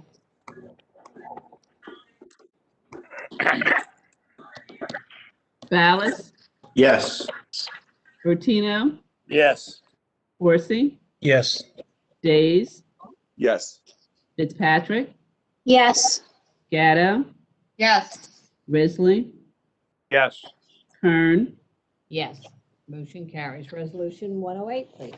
Change order number 1 and final contract with Arthur R. Henry Incorporated for traffic signalization at the intersection of Blackman Road and Ocean Heights Avenue in Egg Harbor Township. Net decrease $107,242.12. Move. So moved. Second. Motion's been made in second. That's it. Comments from the commissioners? Seeing none, any comments from the public? No comments from the public. A lot of enthusiasm on that one. We'll have a roll call, please. Ballas, Yes. Rotino, Yes. Horsey, I'm going to vote yes on this resolution, and also I'm going to vote yes for District 3 in the absence of the commissioner is going to be there. So yes. Days, Yes. Fitzpatrick, Yes. Gatto, Yes. Risley, Yes. and Kern. Yes, motion carries. Resolution 109, please. Amending Resolution Number 41, adopted January 19th, 2021, renewed shared services agreement with Gloucester County for housing of Gloucester County inmates at the Atlantic County Justice Facility. Revenue generating. Move. Motion. Second. Motion made in second. Any comments from the commissioners? Seeing none, any comments from the public? No comments from the public. Thank you. Roll call, please. Ballas, Yes. Bertino, Yes. Corsi, Yes. Days, Yes. Fitzpatrick, Yes. Gatto, Yes. Risley, Yes. and Kern. Yes, motion carries. Resolution 110, please. Amending Resolution Number 48, adopted January 21, 2020, intergovernmental services agreement with Egg Harbor Township concerning replacement of Blackman Road Culvert, EH 14, to extend the term for an additional 1 year, no additional cost. So Motion. moved. Second. Motion made in second. Any comments from the commissioners? Seeing none, any comments from the public? No comments from the public. Okay, roll call, please. Ballas, Yes. Bertino, Yes. Corsi, Yes. Days, Yes. Fitzpatrick, Yes. Gatto, Yes. Risley, Yes. and Kern. Yes, motion carries. Resolution 111, please. Amending Resolution Number 559, adopted November 10th, 2020, an emergency contract with Icofano Group Limited Liability Corporation for the purchase of frozen meals and shelf-stable meals to the Atlantic County Division of Intergenerational Services Nutrition Program participants to extend the term date. Net increase $75,000. Motion. Second. Motion been made in second. Any comments from the commissioners? Seeing none, do we have any comments from the public? No comments from the public. Okay, roll call, please. Ballas, Yes. Bertino, Yes. Corsi, Yes. Days, Yes. Fitzpatrick, Yes. Gatto, Yes. Risley, Yes. and Kern. Yes, motion carries. Resolution 112, please. License agreement with the town of Hamilton concerning reconstruction and maintenance of the town's historic clock at the intersection of Central Avenue, County Route 542, and 3rd Street, County Route 724. Motion. Second. Motion made in second. Any comments from the commissioners? Seeing none, any comments from the public? No comments from the public. Okay, roll call, please. Ballas, I'll vote yes because it's time to get this done. Bertino, Yes. Corsi, Beautiful. Yes. Days, Yes. Fitzpatrick, Yes. Gatto, Yes. Risley, Yes. and Kern. Yes, motion carries. Resolution 114, please. 113. 113. Okay. One- Intergovernmental Services Agreement with the Juvenile Justice Commission for operation of the Juvenile Detention Program at Harbor Fields to extend the term date, amount not to exceed $2,589,706. Motion. Second. Motion been made in second. Any comments from the commissioners? Okay, do we have, seeing none, any comments from the public? No comments from the public. Okay, roll call? Ballas, Yes. Bertino, Yes. Corsi, Yes. Days, Yes. Fitzpatrick, Yes. Gatto, Yes. Risley, Yes. and Kern. Yes, motion carries. Resolution 114, please. Alternate method contract with various education and training institutions to establish a pool of providers for individual training account services, amount not to exceed $1 million. Move. Second. Motion made in second. Any comments from the commissioners? Seeing none, any comments from the public? No comments from the public. Thank you. Roll call, please. Ballas, Yes. Bertino, Yes. Corsi, Yes. Days, Yes. Fitzpatrick, Yes. Gatto, Yes. Risley, Yes. and Kern. Yes, motion carries. Resolution 115, please. Memorandum of Agreement between the County of Atlantic and American Federation of State, County, and Municipal Employees, Council 63, Local 3408, and authorizing the county executive to enter into a formal written collective bargaining agreement incorporating the terms of memorandum of agreement for a 4-year period commencing January 1, 2021. Move. Second. Motion made in second. Any comments from the commissioners? Seeing none, do we have any comments from the public? No comments from the public. Okay, roll call, please. Ballas, Yes. Bertino, Yes. Horsey, Yes. Days, Yes. Fitzpatrick, Yes. Gatto, Yes. Risley, Yes. and Kern. Yes, motion carries. Resolution 116, please. Alternate method contract with Trapeze Software Group Incorporated for the provision of software maintenance proprietary software used by the Atlantic County Transportation Unit. Amount not to exceed $60,790. Motion. Second. Motion made in second. Any comments from the commissioners? Seeing none, any comments from the public? No comments from the public. Okay, thank you. Roll call, please. Ballas, Yes. Bertino, Yes. Horsey, Yes. Days, Yes. Fitzpatrick, Yes. Gatto, Yes. Risley, Yes. and Kern. Yes, motion carries. Resolution 117 for appointments.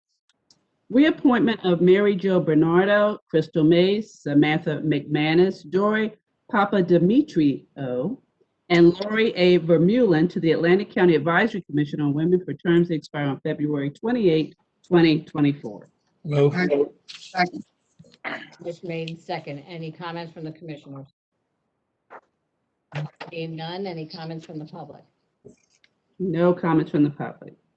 Okay, once again, I'd just like to thank these people to take the time away from their families and, anything that they're doing in their lives to be on these boards.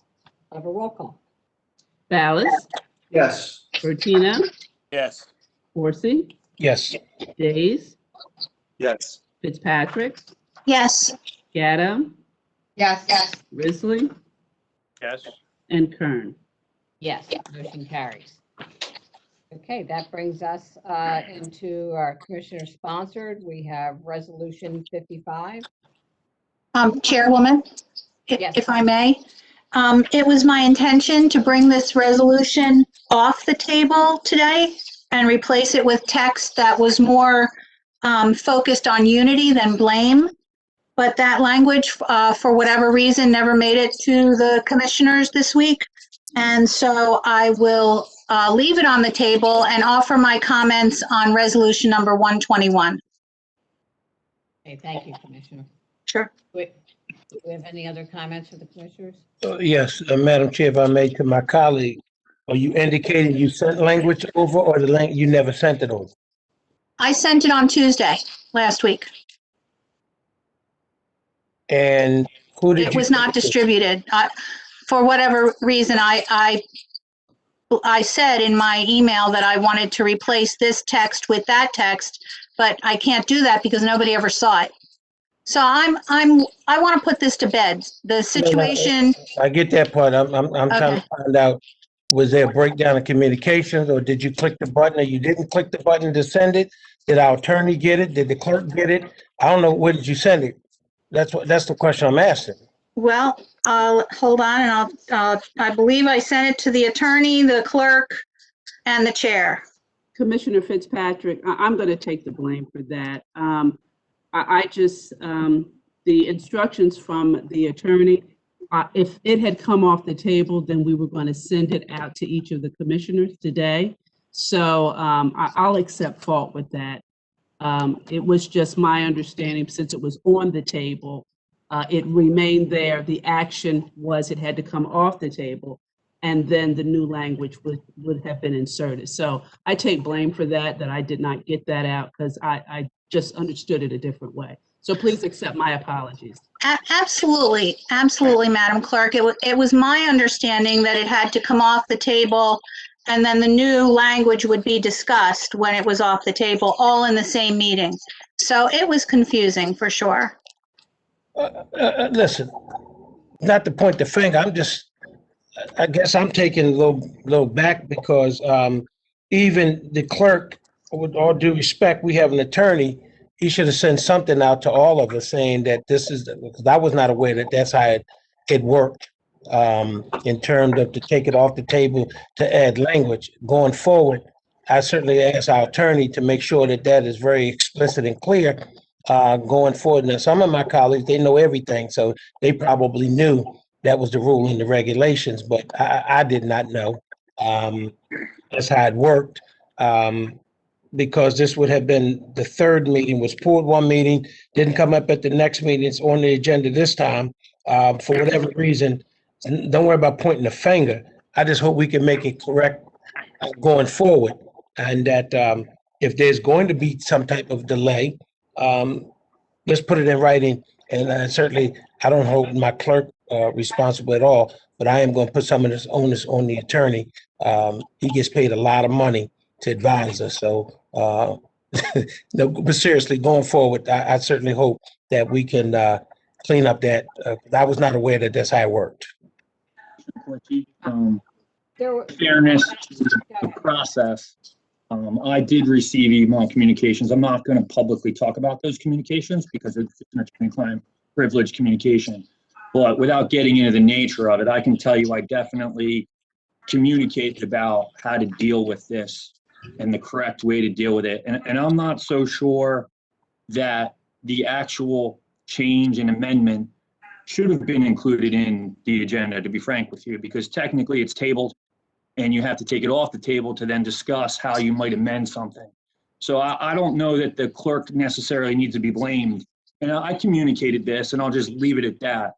And as always, I'll be open to communicating with anybody who writes to me. I'll write back to them, and we'll deal with it. But again, I don't want to get into details because it's an attorney-client privilege communication. But I can assure you, I will definitely be responsive and answer any questions. Aren't we the client? You are. Yeah, but let me say this to you, all due respect. I'm also a sponsor, and nobody reached out to me other than Karen sent something. You still have an obligation, even though I'm a sponsor. You could have had a conversation with me. Whether last time I checked, I was a co-sponsor of this resolution. And again, I would agree with you. We're not going to put the blame on the clerk, and really not to blame anybody, but I just think communications is the key.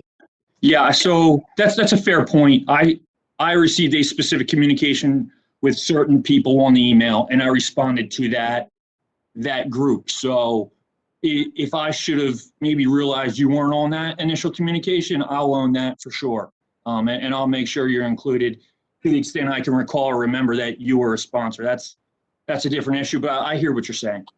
Thank you, because I don't want to hold up meetings for unnecessarily stuff, but like you said, certain communications from certain people, that's fine. But whether it was me sponsoring this or somebody else, whoever the co-sponsors or sponsors, I think it's just communication. So it's just a breakdown.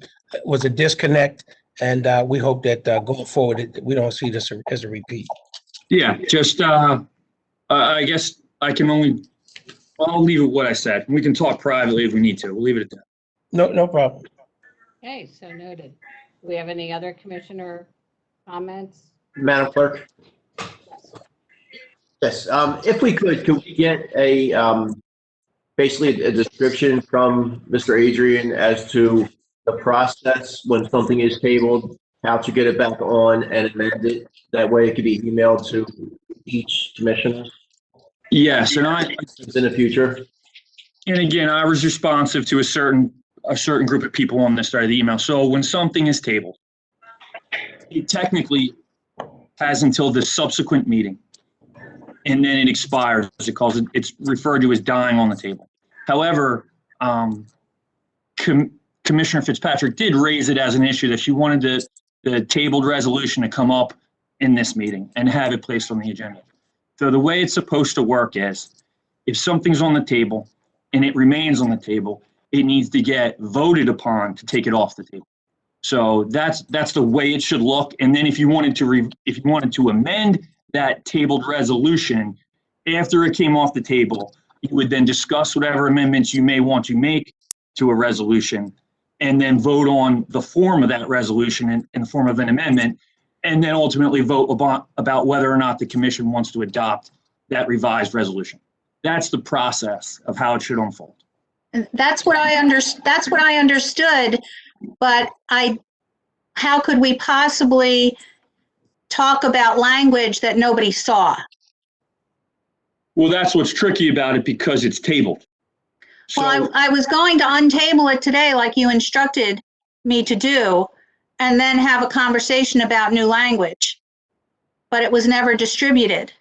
So that's the rub. That's where the communication broke down, I believe.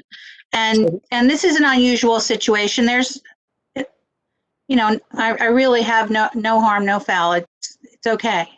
We'll move on. Well, I'm not gonna let it rest that easy. So I will have an off the record with our solicitor, because if you're indicating you got it and nobody, he talked to somebody and they had some conversations and other people didn't get it, I have a serious problem with that, but I'm not going to tie up the meeting to discuss that today, but I'd certainly like to have this conversation with our attorney, because the last time I checked, all of us was his client. And I know there's some trickiness going on, but they all have he has a responsibility to reply to all of us, not just a certain group.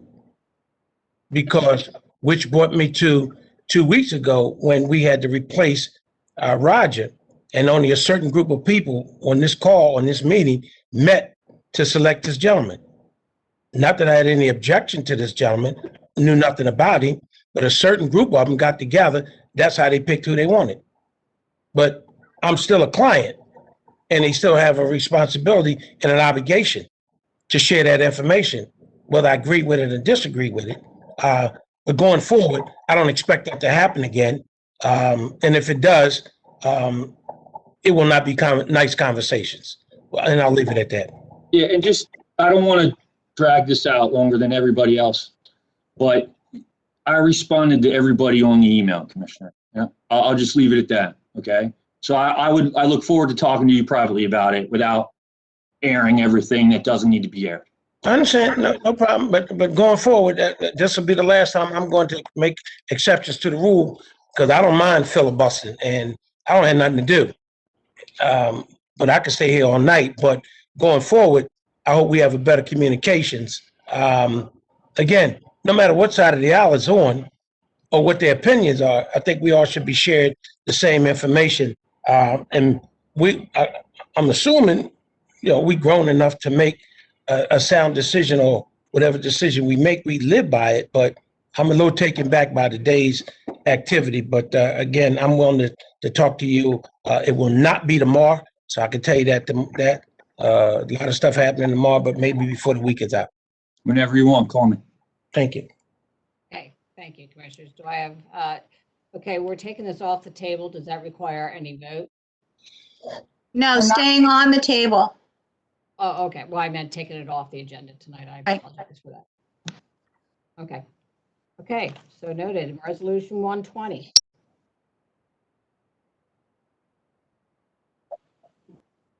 Resolution commending Hard Rock Casino in Atlantic City for giving employees bonuses. Sponsor Ernest D. Corsi and John W. Risley. Move. So moved, sir, second. Motion been made and second. Any comments? Madam Chair, I don't want to repeat, but I think we all agreed at the last meeting, this is the right thing to do, in terms of the Hard Rock, the willingness in this difficult time, was able to do something to continue to help their employees. And it's just a small way. Members of this commission will say thank you to Hard Rock and its ownership and staff, and let the employees know. I mean, we recognize that they didn't have to do it, but they did it. It's the old speech I often give. They're the working poor.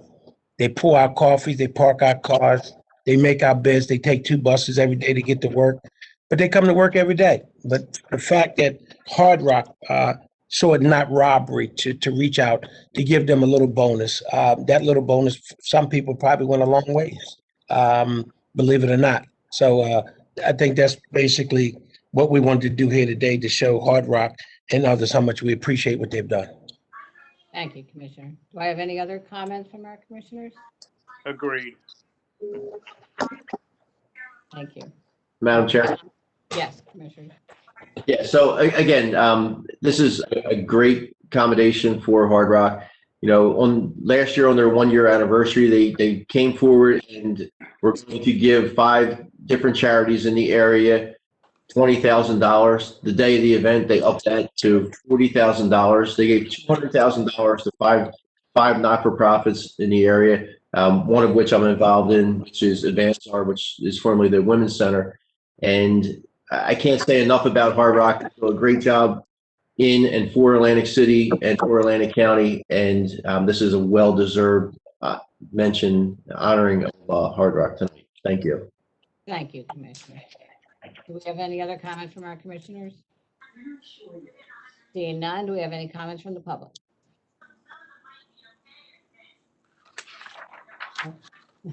Hey, roll call, please. And you are on mute. There you go. Dallas, Yes. Bertino, Yes. Horsey, Yes. Days, Yes. Fitzpatrick, Yes. Gatto, Yes. Risley, Yes. and Kern. Yes, motion carries. Resolution number 121. Atlantic County Board of Commissioners, a resolution to condemn violent acts, incitement of crime, and the use of violence as a means to intimidate people and undermine legitimate democratic processes, and to urge unity and peaceful democratic means to address differences in political views. Sponsor James A. Bertina. Motion. Second. Motion made and second. Any comments from our commissioners? Madam Chair. Yes, Commissioner Cochee. Thank you. After a few weeks ago, we had a meeting and we had a lengthy discussion on the New Jersey Senate resolution that was brought before us condemning violent acts. We had a lot of discussion that day. We had a lot of views that were brought out. My concerns at the time, I expressed them, that I didn't think that resolution went far enough. I didn't think it addressed a lot of concerns that were happening nationally for a lot of different people. So I took a lot of extra time in crafting this resolution for you guys to consider today, and I hope the Freehold Board will consider it. I made sure to make it, at least in my mind, something that an individual group or an individual party can't particularly look at it and get the wrong message. The message is pretty straightforward. When we talked about citizens, I talked about all citizens have the right to work in community groups to live free from violence. I talked about riotous conduct across the country. It did not only what happened here in our area, not just what occurred at the Capitol, which I mentioned in it as well. I talked about all the extremist groups, foreign and domestic, those that we know about, those that we don't know about.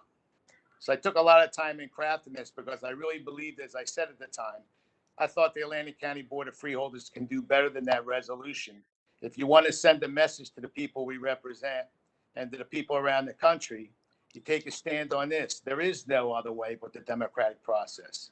Everyone has the right to get together, to have a difference of opinion, to protest in any peaceful way they mean to do it, but they don't have a right to hurt and use violence to get their views across. They don't have a right to destroy people's properties. They don't have a right to destroy other people's lives. And I think that us as a board should give careful consideration to this resolution and give it, I hope you'll condone and support it. I really think it's the right thing for us to do. And if the board so chooses, I'd like to make sure at the end of this, if this approves and passes it, that we send it to all our state legislators. Maybe it's something they need to see on how you need to address some of the issues if you want to face the current political climate in the country. If you want to make a difference as Atlantic County, like I like to say, we tend to do things better here because we carefully think about it. We're not looking at just one side or one particular side. You're looking at what's fair and what's right. And I think for you guys to consider this resolution, I feel it's the careful and the right thing to do. And I'd ask this board for passage of it unanimously if you so choose. Thank you. Thank you, Commissioner. Do I have any other commissioner comments? I have a comment, please. Okay, Commissioner Fitzpatrick. Okay, I read with great interest Commissioner Bertino's resolution.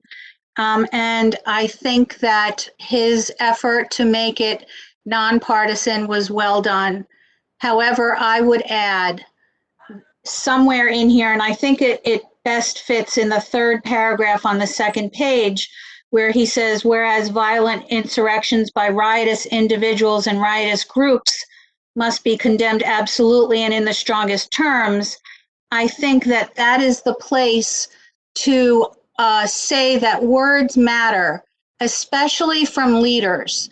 No matter what an elected official's position is, whether it's dog catcher or president of the United States, words matter and people listen. Your words have greater weight than the general public. And I think that that needs to be added to this resolution. Additionally, I want to address a couple of comments that were directed at our board commenting on national issues and that we supposedly don't have a place or a responsibility to do that. And I wholeheartedly disagree. Our residents and the people who look to us for leadership should know exactly who their leaders are, because the way you think about national issues definitely impacts the way you think about our day-to-day concerns in this county. And I think that we should be very transparent about how we think. Some people are going to like it and some people aren't. But this is a democracy, a republic, and those people are going to elect the people who think the way they do. And I think that we need to, we have a responsibility to take into account national issues, just as this board did on immigration and gun control. It was convenient at those times and okay to do for that issue when it was in the majority's best interest. So I would just add that to this resolution, that words matter and that our elected officials should be wary of the words that they use to propel other people into action. Thank you, Commissioner. Appreciate your comments. Do I have any other comments from our commissioners? Madam Chair, I'm sorry. Sorry, Commissioner, and just wondering if Commissioner Fitzpatrick, do you have like a specific spot you want to enter that language in? I think she mentioned at the end of paragraph 3. Oh, okay, sorry. Paragraph 3 on the second page, please. I wouldn't have a problem for me as the sponsor to amend it to say violent insurrections by riotous individuals and riotous groups must be condemned absolutely and in the strongest terms, and words matter by all our elected officials. I have no problem with that. Okay, thank you. So, Madam Chair, so that is a motion for the amendment? Yes. Well, we have a motion, but we can do the motion as amended. I'll do the motion as amended as the sponsor. Okay. Do we have There's any other- Second. Do we have any other commissioner comments? Okay, roll call. So you have to go to the public, Madam Chair? Oh, yeah. Do we have anything from the public? Yes, we do. Ms. March would like to make a comment. Okay. Ms. March, you're lifted to a panelist. Thank you, commissioners. I really appreciate you allowing me just to thank Commissioner Fitzpatrick on her amendment of this issue, and also all the commissioners that expressed their feelings. The one thing, as a person of color in this in Atlantic County, in Egg Harbor Township, is the one thing I want to make sure that we are all aware of is that we need to be very sensitive to the fact that there is an underlying issue of violence within our community that we just must condemn. So I just wanted to be, as a person in the community, just want to thank you all for taking up this issue and for taking it into serious consideration. Thank you, Ms. Marsh. We appreciate your comments. Have any other? Yes, we also have Creed Pogue, who would like to speak. And Mr. Pogue, you can speak now. Thank you, Madam Clerk. Just to say that the situation on January 6th occurred because, as the Republican leader of the Senate, I think he's the junior senator from Ohio, as well as many others stated, because one person went with what's called the big lie. And in this case, the big lie was about who won and how the election was held and everything else. And one would hope that this was over, but then we come to find out that a particular hotel in Washington, D.C. has increased its rates for March 4th because that's the next conspiracy theory on when the next big date is. So hopefully, whether you consider yourself Team Red or Team Blue or Team Green or Team whatever, we would do what we can to reduce those tensions, particularly based on flat out disinformation. Thank you. Thank you, Mr. Pogue. Do we have any other comments from the public? I don't believe, do we have, oh yes, we have one more comment from Celeste Fernandez. Okay. We are. Bringing her Hello, up. everyone. Okay, she's on. Yes, hello, everyone. And thank you for the consideration on this resolution. I think looking for peace and unity is the way to go at this moment in a time like this. Especially in our county, we cannot forget to add to that abuse of power and systemic racism or racism. Let's put it that way. So that is included. Whatever is happening in the national level, I can tell you myself that is happening in our local level as well. So when we call to unity and accept and respect a democratic process, we had to lead by example. And I'm referring to respecting each other in our decisions. We have a commissioner, Dr. Thelma Weatherspoon, that was appointed to a seat that is open until the next election. But for some reason, that's not being respected. And I'm referring to when former Chairman Formica resigned, Mr. or Commissioner Ballot was appointed to the seat with no issue. And my respect to Mr. Commissioner Ballot, nothing against him, but when we speak about respecting a democratic process and respecting each other, we got to start at home and we got to lead by example. So we respect that as a citizen, that he was appointed to that seat because it was vacant. And the same thing should be done to Commissioner Thelma Weatherspoon because it's vacant. So let's start with each other. It's not about party line. It's not about being Republican or Democrat. It's about being human. We are Atlantic County citizens. We are looking for the same purpose, for the same outcome, for the betterment of our communities and our families and our future. So I'm glad and I'm happy that that was brought to the table. But let it not just be words and papers. Let's start today and let us lead by example. Thank you all. Thank you, Ms. Fernandez. We appreciate your comments. Do we have any other comments from the public? Yes, Joyce Molyneux, we're going to lift her to a panelist. Okay. Okay, Ms. Good afternoon. Molyneux. Oh. Good afternoon again. Good afternoon, Ms. Molyneux. So you're doing this resolution. How do you plan to implement it? Because as the previous participant stated, Celeste, there is a lot going on in this county. We all know it. We all see it daily. but everybody isn't given the same opportunity that is granted to them. So my question is, how do you plan on implementing this resolution?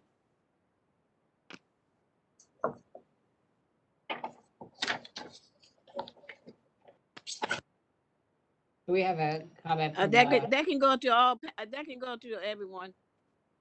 okay. If you, Madam Chair, Yeah, Commissioner Bertino. thank you.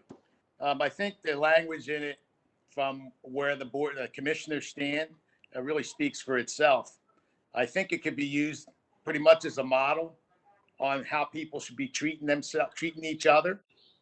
How do you implement it? I think making and passing this resolution is the first step this body's taken by telling people publicly, because this will be reprinted in papers where we all stand and what we all feel and how we do care about the people we represent. So I think it's already in there. How do you sending this out, as I stated earlier, to maybe our legislators to see how Atlantic County's leading the way we believe you should be looking at these issues. Maybe it'll send a message to them to change some of the ways they do in Trenton. I don't know that. But I think it's an opportunity for us to move forward as the group, because to me, it really was the right thing to do. Thank you, Commissioner. Do we have any other comments? No other comments from the public. Okay, thank you. We have a motion and a second on the floor for the amendment. So we're going to vote on that right now. Is that the way I understand? Okay. So a motion and a second. Madam Chair, before she calls a vote on the amendment, so I'm clear that Commissioner Patino has been referring to us all night as freeholders. So maybe that resolution that he wants to pass was done December 31st. But now that we are commissioners, maybe he just.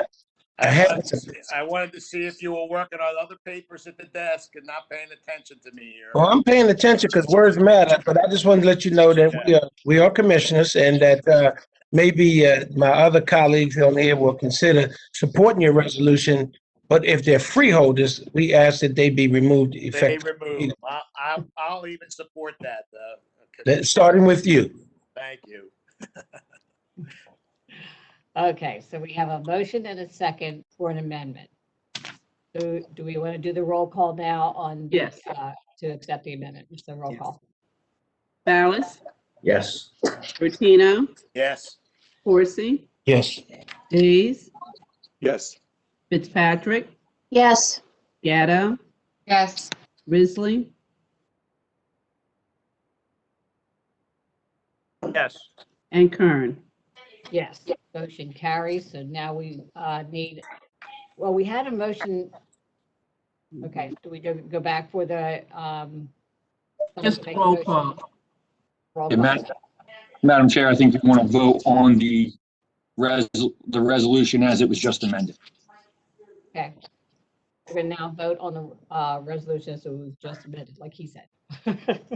Ballas? Yes. Bertino? Yes. Horsey? That was a hard yes. Yes. Hayes? Yes. Fitzpatrick? Yes. Gatto? Yes, with thanks to my colleagues for coming together on this. Risley? Yes. And Kern. Yes, motion carries. Thank you. all. Let's see if we can continue doing that going forward. See, we can cross party lines and do the right thing. So, let's see if how long this lasts. Thank you, Commissioner. Okay, that concludes the written portion of our agenda. Any reports of special committees of the board? Seeing none. Any unfinished business? Seeing none. Any new business? Seeing none. Looks like everybody's packing up around here. We've received copies of written communication and petitions. Any commissioner have anything they want to bring forward? Madam Chair, if I may, Yes, please. just for public, written communication would be none, but just for my colleagues and others who know that tomorrow is a very big day in Atlantic City, the explosion of the Trump Plaza, and it is something that's long overdue. People will be watching it all over. We have so much media across this country who is participating, is coming, but more importantly, that I'm not as old as John Risley, so I can't remember a whole lot of buildings in Atlantic City that's been exploded, except I was around for the Sands Hotel Casino, and that was something to see. But the significance of this is that the small administration had talked about this some 14 months ago, and 1 year today, this property is coming down. The only thing that will stop this property from coming down tomorrow if it's fog or lightning. That's it. Other than that, it is a go. We've gotten folks, the viewing site for people want to see it is Beta Field. Gates open at 7 a.m. It's a $10 parking fee, but I got to tell you, it's the best view in Atlantic City. If you're not able to participate in the One Atlantic, where it's another event going there for folks who did the auction, that's another location. But if in fact you want to come down to Atlantic City, or folks are coming, that is going to be something to remember. Getting rid of an eyesore that's been sitting there, I believe, since 2014. So I think that at the end of the day, hoping in the very near future, in conjunction with Icon, Core Icon, who's been very supportive, who also donated $175,000 to the Boys and Girls Club because the auction was stopped. It has a lot of positive stuff to it. But tomorrow, if you do not, Atlantic Avenue will be open. Certain parts of Pacific Avenue will not be open. Do not attempt to park your vehicles if you're coming down anywhere near Trump Plaza in that area. A lot of it's going to be roped off, and that safety is everyone's number one concern. That's why it was postponed. And so it looks like at this point there's a green light to try to get this down as safely as possible. But when it's all down, it will still stand about 8 feet, about 8 stories of debris. When this building is leveled down, it'll be about eight stories of debris. They indicated that the site will be cleaned up by May, right in time for the season to get started.